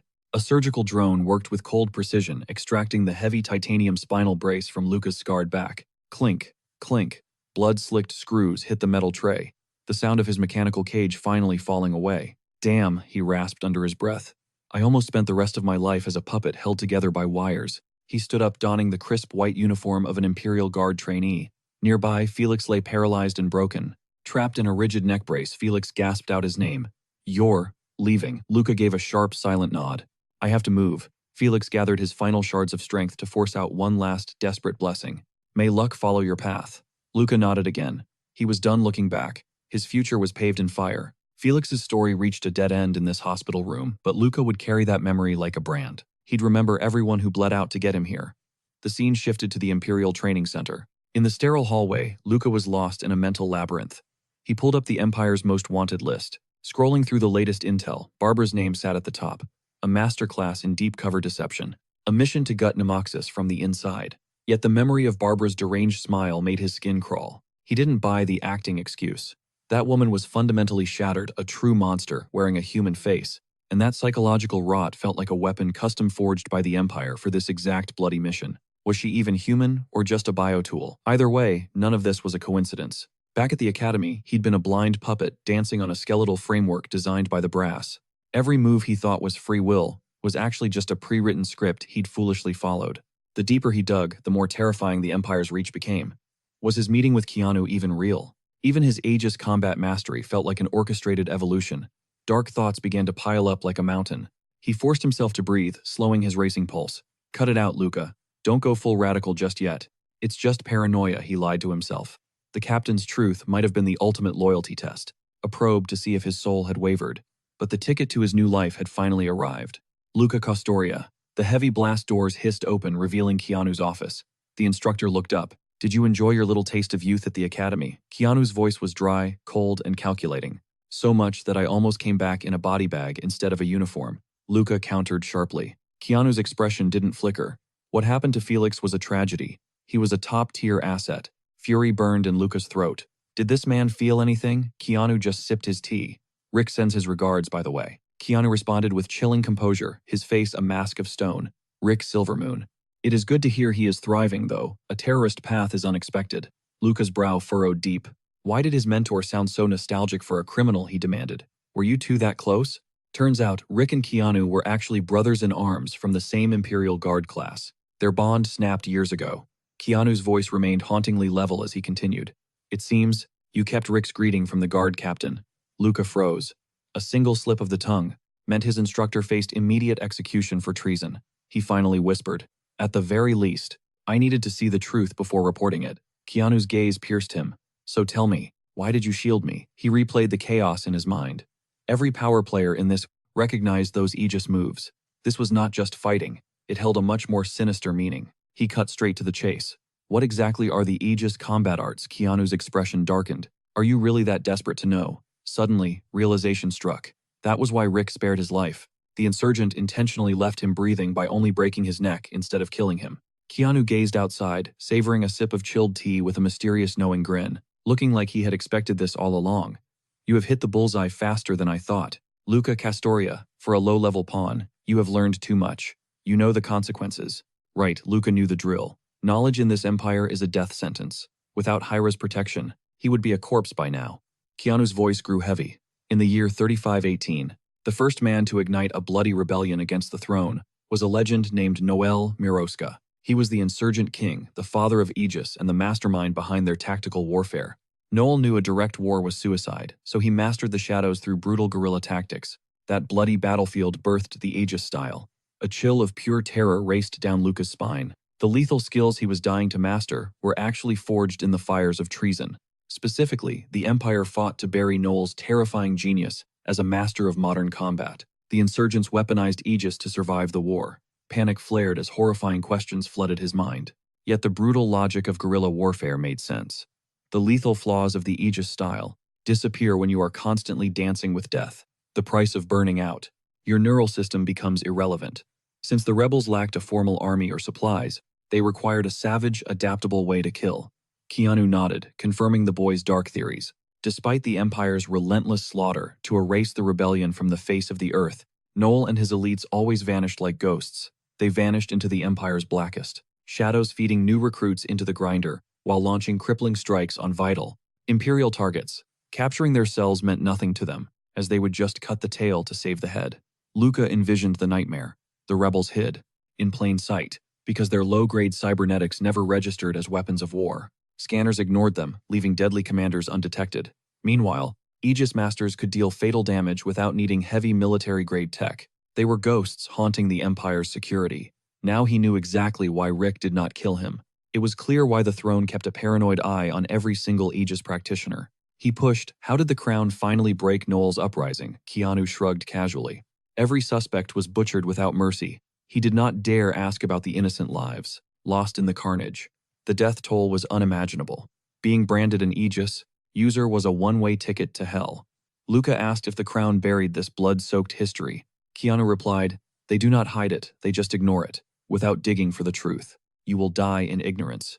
Noel Miraska, the hero who became the Empire's greatest traitor, was followed by a massive. Even amidst the Empire's ruthless purges, Keanu remained untouchable, lounging in his seat as a top-tier instructor, master of the Resistance's deadliest combat tactics. Luca locked eyes with Keanu, searching for a single flinch. The captain's convinced you're cozying up to the insurgents. Isn't that right? Luca spat, testing the waters. Keanu let out 2 slow taunting claps that echoed in the silence. A smirk played on his lips. Bingo, Luca. Find or fake some dirt on me and Nemoxis, and you'll be on the fast track to glory. Straight into the guard's elite inner sanctum. Luca squinted, but Keanu's expression remained an unreadable dark abyss. I don't think my mentor is a traitor, Luca replied smoothly. Keanu's voice stayed icy and void of emotion. Maybe not you, but the captain sure does. So here's a pro tip for your little promotion hunt. Go sniff around the carnage I left in the lower districts. It was a blatant, dangerous invitation. Luca couldn't tell if Hirus was onto something or why he was being used as the Empire's bloodhound. Standing up slowly, Luca growled, I'm reporting every single word we just exchanged to the captain. Keanu rose and held the massive door open with mock politeness. Once outside, Luca bolted down the hall. He didn't slow down until he slammed into a dead end, lungs burning as he slumped against the stone. Gasping for air, he realized the truth. Damn it, every one of these snakes is playing me. The captain and Keanu were just using him as a sacrificial pawn to test each other's limits. How much longer could he dance on this razor's edge? Keanu's secrets were drowning in a sea of lies. The mystery was only getting darker. Who was that guy? Luca knew one thing for certain. Playing by the rules would find nothing, but he refused to be a puppet in their twisted game. He hadn't clawed his way out of the slums just to be some high-ranking official's toy. He'd head to those lower sectors, Keanu mocked, and unearth whatever filth was buried there. Hirus only sent him because he was certain the instructor was linked to the terrorist underground. But Keanu, even with a target on his back, he acted like he didn't have a single care. Then there was that tip. Why would he point Luca toward a specific crime scene? Was it a lethal ambush, or just another mind game designed to break his resolve? Just a twisted test of loyalty, orchestrated by both Keanu and the Empire's shadow players. Luca swore a silent steel-cold oath. He wasn't going to be anyone's puppet ever again. Time to lock and load. He was going to follow the trail of blood Keanu left behind. First step, report every chilling detail of that conversation directly to Hirus. It turned out Keanu was running shadow ops while on the clock for the Empire. The connection was undeniable. Hirus looked at him. You're dying to know the truth, aren't you? If the guy is a walking red flag, why is he still walking free in the capital? Curiosity was killing him, but survival came first. If it's top secret, I'll keep my mouth shut. Hirus crossed his arms, eyes drifting shut. After a heavy silence, he slumped back, exhaling sharply. I'm betting on you, Luca. That execution order, it came from the absolute top. The higher-ups think Keanu is our golden ticket to infiltrating the terrorists' inner circle. Luca couldn't fathom it. Why give such a lethal predator a seat at the table? Hirus revealed the cold truth. Without this leash, he'd vanish and become our worst nightmare. Keanu is a marked man. He leaves the guard in a casket. They've basically caged him here. He's too skilled to lose, and keeping him close makes it easier to watch his every move. Luca gulped. I've trailed him for ages, but his defense is perfect. Not a single slip-up. His mental fortress is impenetrable. The man never lets his true intentions leak. Hirus gave the green light. Go all in. You're the only one who can pull this off. For 10 years, Keanu has broken every trainee we sent. There's no turning back now. Give me full clearance and total authority. Fast forward 3 days later, Luca stepped into the Costoria's sleek aero car. With the adoption finalized, Hirus was taking him home. Hirus kicked back, his voice smooth as silk as he asked if meeting the family had him shaking. Luca gave a sharp nod. No cap, my pulse is racing, and my hands won't stop trembling. After pushing his terms, the high-ups finally caved, handing over a high-tier security clearance pass. This gave him the green light to roam between sectors while packing some serious lethal heat. He scored a massive black budget and total access to the Empire's deepest digital secrets. He stopped there. He hadn't spilled enough blood to demand a bigger piece of the pie yet. Still, he felt the target on his back. To the Empire, he was just another disposable tool. He had to be perfect. Every move calculated. Every strike flawless. That's what being a soldier meant. Better to die screaming on the front lines than be choked out by some shadowy government plot. He knew too much now. If the elites decided to cut the cord, he'd be completely finished. Even Hirus would be powerless. The captain would have to start erasing every single loose thread. Luca was priority 1 on that list. Sensing the vibe, Hirus told him to chill out. If it is within my reach, I will move heaven and earth to keep you safe. Dragging him into the Costoria inner circle was a chess move, cold, precise, and completely planned. His life belonged to Hirus now. Man, I really hate all this bureaucratic garbage, Luca muttered. Since we are family now, I will play the role and make a hell of an entrance. Hiras let out a jagged, amused grin, rubbing his chin as he weighed his next words. Just be your usual savage self. It will give those spoiled brats a much-needed reality check. Luca could not crack Hiras's poker face, but he was stuck playing the captain's twisted game. Minutes later, their aircraft hovered over the sprawling manor. Hiras watched the grounds in cold silence. He grew up here, yet his icy stare showed he felt zero love for this place. The manor loomed over Acrisia's edge, a fortress rising from a barren, blood-soaked wasteland.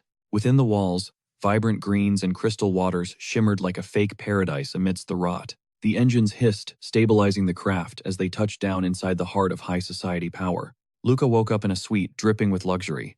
Hiras just nodded toward the bed. Get some sleep. After he recharged, they would crush the paperwork. Meanwhile, the estate was buzzing with activity. Leeches swarmed Hiras with fake praise. Those empty sugar-coated words were already getting on his nerves. High society drama was no different from the gutter, just the same snakes in more expensive skins. Was this the dream he had fought for? Suddenly, a gentle rap on the door broke his thoughts. A familiar face walked in. So you are officially a Custoria now. It was Giselle. Her sapphire hair was pulled back tight.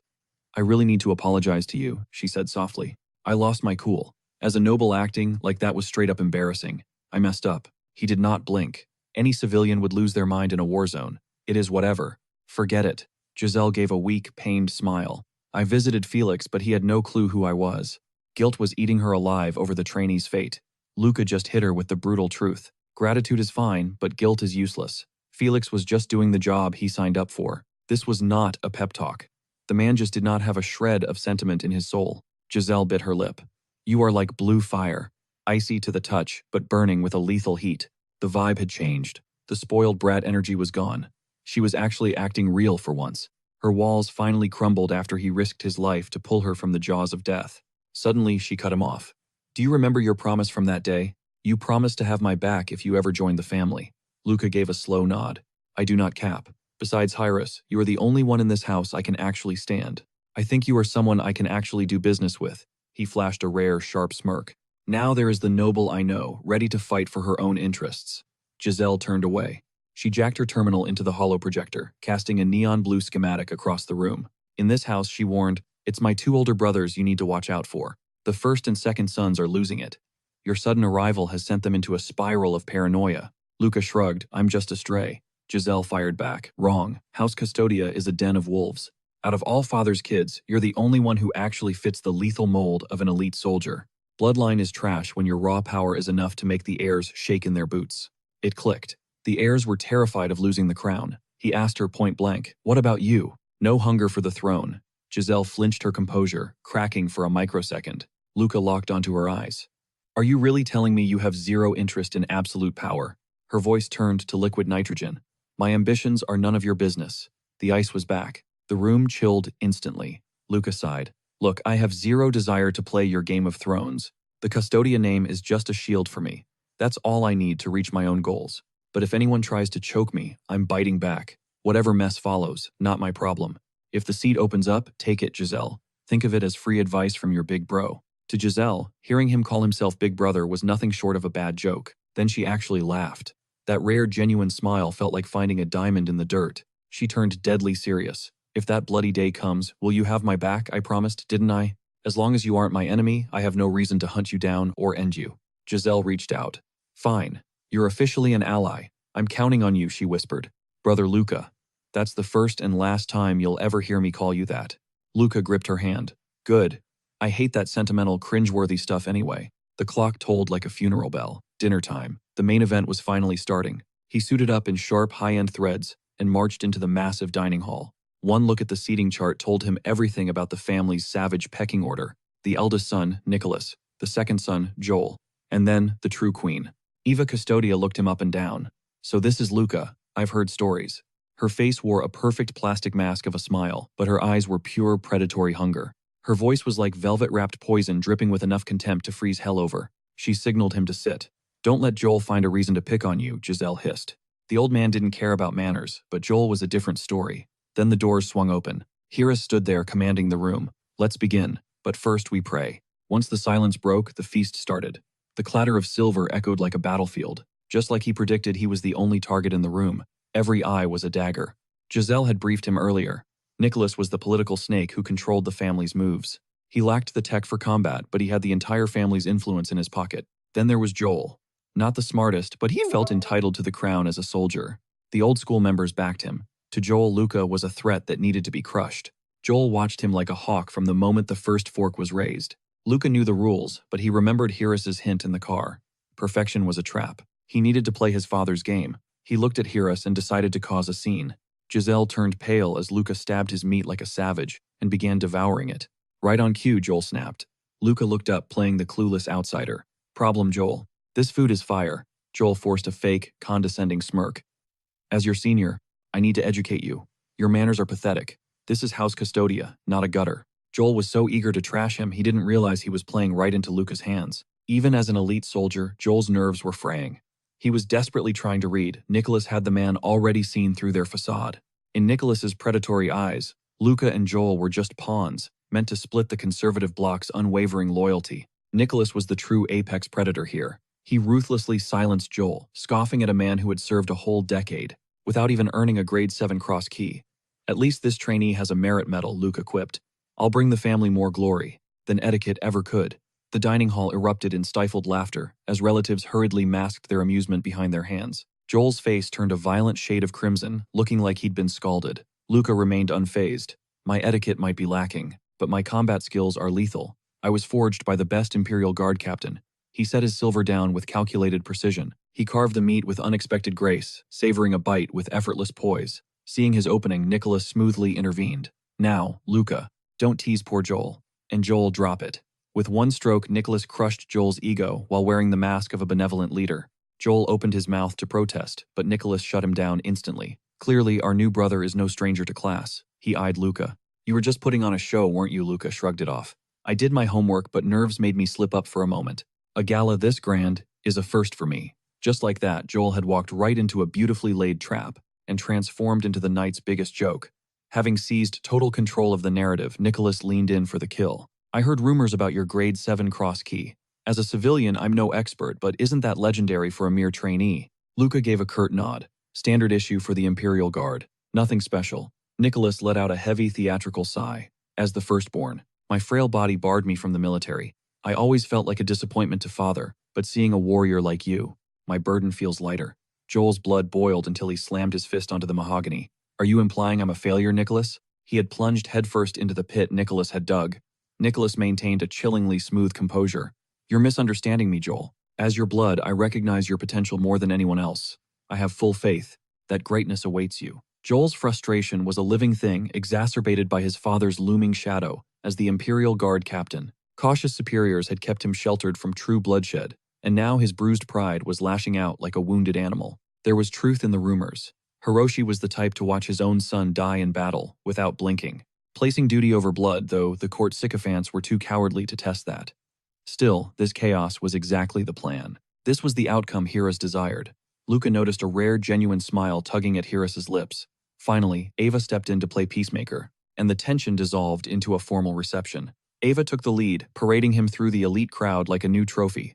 She introduced him as Lucas, claiming Luca carried the stench of the slums, a petty attempt at high society rebranding. He didn't care. His old name was just a ghost now.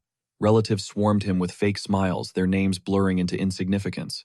Ironically, Joel's tantrum had done Luca a favor by cementing his dominance. The message was clear to everyone in the room. This newcomer was no pushover. After a cold greeting with Giselle, his brutal introduction to the Castoria estate finally drew to a close. He collapsed into a heavy sleep, only to be startled by a silent intruder in his room. The lock clicked open with ghost-like precision. It was Hiras. Sharp reflexes, Luca the captain, whispered into the shadows. Pardon the intrusion, but I have a reputation for neutrality to maintain. He held up a bottle of liquor with a casual shake. He took a seat, catching Luca off guard. By the book, an Imperial Guard officer, touching alcohol was a cardinal sin. Science claimed toxins would dull the razor-sharp senses required for combat. Care for a glass, Hiras offered. I don't need the risk, Luca countered. Mastering the EJ combat arts is taxing enough. Hiras grinned, having anticipated the rejection. He took a swig anyway. Listen to your senior kid. If you want to survive this life, you need a little irrationality. A bit of inefficient impurity to stay human. Luca's brow furrowed. Is humanity really a requirement for a soldier? Cold machines like you are usually the first to be consumed by the core. Luca felt a pang of unease. You sound intoxicated, Captain. He knew Heroes was sober as a judge. The captain chuckled. Call it a piece of advice, a welcoming gift from one Castoria to another. Find a passion that has nothing to do with killing. Something that might even slow you down. Heroes rose and gave his shoulder a firm pat. In that moment he looked vulnerable, because this advice gained him absolutely nothing. He sounded like a father warning his son that being a mere weapon would eventually leave him hollow. Luca felt the weight of his own exhaustion. He had no room left for impurities. He didn't want to end up like Eli or Keanu, slaves to their emotions, who lived by breaking every rule. But if that path only led to ruin, why would the legendary captain of the guard be steering him toward it? Hyros' true motives remained a total enigma. Day 2 at the main estate dragged on, offering little excitement. However, the family armory was a different story. It was magnificent. Is playing tour guide also in your job description? He poked. Giselle gave a firm nod. Exactly why I'm grinding through engineering at Clashia Academy. For the Castoria clan. The women handle the steel. We don't trust outsiders with the family's lethal secrets. My mother's the boss now, and I'm next. Luca pictured his stepmother Ava, a refined noblewoman who seemed allergic to grease. She didn't look like the type to get her hands dirty, but Giselle saw her as a technical genius. She personally serviced Hyros' high-tech prosthetics. Luca frowned, confused. Aren't these noble marriages usually just business deals? If things get ugly, wouldn't sabotage be a cakewalk? Giselle's nod was sharp. You hit the nail on the head. That's why Mom does it. It's about ironclad trust. Suddenly, Luca froze in his tracks, completely captivated by a towering ancient suit of armor. Giselle watched him, her curiosity piqued. The steel frame carried the ghosts of an old legion featuring a wicked single-horned helm and strangely uneven arms. Its elongated right arm looked built for a massive weapon. Giselle stepped toward the frame to introduce the beast. Meet Celia, our family's crown jewel, a full assembly mech frame. It belonged to the legendary Agatha herself, the founder of our house. Luca stared, burning Celia's silhouette into his memory like a permanent photograph. The story moves to Silver Moon Hall, a secluded annex where the family's retired elders resided. These veterans held no direct power. They were merely watchdogs meant to keep the clan leader in check. They advised from the shadows. Had they interfered more, the patriarch would have been nothing but their puppet. Hyros broke down the politics of the 7 elders. 7, a perfect number for maintaining the family balance. Luca asked about the adoption vote. 2 were against it, 4 kept their mouths shut, Hyros revealed. And only 1 stood by me. Silence is just silent consent for the leader's will. Don't sweat the opposition. It's just noise. They climbed to the 2nd floor, facing an endless cold hallway. At the very end, they entered a chamber dominated by a massive triangular incense burner. The elders sat like wraiths behind a heavy curtain of smoke. The air was thick with ancient solemn tension. Though the elders chatted like old friends, Hyros cleared his throat, silencing the room. This is Luca, he announced. The new name still tasted foreign. The elders began to whisper their judgmental voices, rising like a tide. Luca and Hyros stood like statues. Suddenly, an elder beckoned him forward. Luca approached the glowing incense burner. As he reached the center, the elder signaled for him to come even closer. He stopped inches away. The elder reached out gently, stroking his cheek. Child, you must survive at all costs. To live, you must devour the chaos before it consumes you. Even if your throat is ripped wide open, you must endure. The cryptic warning felt eerily relevant to his current life-or-death struggle. Luca weighed his response carefully. I'm the only one who will, he finally declared. Instinct screamed that this mysterious elder was the one person who had actually supported his adoption. Stepping back through the hazy smoke, he rejoined Hyros. Order an elder commanded. Next agenda item. Luca was dismissed, but as he turned to leave, Hyros' hand clamped down on his shoulder. Luca was baffled. If Hyros suspected him of treason, why let him overhear these high-level secrets? The elders muttered their agreement. Since the patriarch has spoken, we shall proceed with the plan. Luca was forced to sit through an hour of heavy politics. Once they finally exited the hall, he confronted Hyros. Why did you keep me in there? He knew Nicholas and Joel were never allowed inside. Hyros simply shrugged. That's a riddle for you to solve on your own. This is how I teach, he added coldly. Those other kids need to taste real struggle. On his final morning at the estate, Luca reflected on the chaotic 3 days he'd just survived. He was ready to leave this place behind forever. But the moment he stepped out of his room, a small boy pointed a pistol straight at his head. Dad says freaks like you can dodge bullets. Is it true? Luca knew that face instantly. It was Emilio Nicholas's son. Emilio, you realize I'm your uncle, right? Luca asked calmly. Emilio's gaze was ice cold. I know. Lowborn, gutter trash Luca spat mentally. Calling the kid a brat was a compliment. He was a straight-up parasite. Metal clicked as the round chambered, followed by a deafening crack. Luca didn't even flinch at point-blank range. He knew the brat would miss. Emilio fumed, stomping like a toddler. Why didn't you move? You're supposed to dodge. Luca disarmed him in a flash, then delivered a kick that sent Emilio soaring. The boy crumpled into the dirt. Wide-eyed and dazed, Emilio looked up. Luca loomed over him, pistol leveled. "Run, tell Daddy your uncle just tried to kill you." The gunshot triggered instant chaos. Servants swarmed from every corner, with Nicholas leading the charge in a desperate sprint. He scooped Emilio up. Safe in his father's arms, the boy turned into a blubbering mess of snot and tears. Nicholas's gaze was pure ice. "Explain," Luca replied calmly. The kid pointed a loaded gun at an adult. "Just teaching him a lesson so there isn't a next time." Nicholas rubbed his temples, letting out a weary sigh. "Fair enough," but Luca cut him off. "I'm the one who's pissed. If I were some defenseless civilian, I'd be a corpse. Your son is a sociopath with zero respect for life." Nicholas dumped Emilio onto a nanny. "Privacy, please." Nicholas headed for Luca's quarters. Luca followed, sealing the room with a heavy click of the door. Nicholas sank into a chair wearing a slick grin.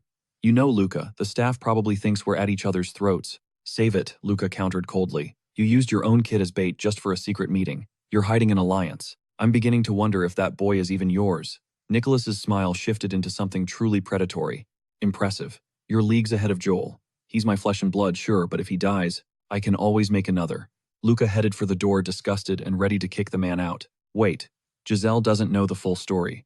If things continue like this, Joel is taking the crown. And if he wins, I'm a dead man." Luca paused, intrigued. "You have 5 minutes. Talk. You've already sized us up. You know who Joel and I really are. It looks quiet now, but once the gears turn, the family will flock to Joel. And if he ascends to the throne, I'm history. Neither of us has father's godlike authority to keep the vultures at bay." Luca nodded but pressed. "Joel's no match for you. Why are you so sure he'll win? The military wants a soldier. The elders, they want a mindless puppet they can pull the strings on. I'm too independent. Father's enemies want a weak leader they can manipulate." The realization finally hit Luca. They didn't want a leader, they wanted a marionette. Luca's mind raced as the pieces clicked. Was the Heroes he knew just a facade? "Fine. What's your play? What do you want from me?" Nicholas grinned. "Simple. Play my enemy. Build your own legend within these walls and hoard connections. The pro-military faction will flock to you. You'll bleed Joel's support dry from the inside. Once his faction crumbles, I step in as the only stable choice for the succession." It was chilling. In just 48 hours, Nicholas had architected a masterstroke for total victory. He'd even risked his own son's life without a second thought. Giselle was right. Nicholas was just like Heroes. A true monster. Luca smirked. "And what if I decide to take the throne for myself?" Nicholas paused, his voice eerily calm. "If you actually wanted the throne, you wouldn't be asking me. Besides, you'd need an advisor like me to keep this empire running. And you know you can control me." He flashed a sharp grin. No sarcasm intended. "I used to think nobles had it easy when I was scavenging trash." "Everyone has their demons," Nicholas replied. "Whatever you need, I'm your man.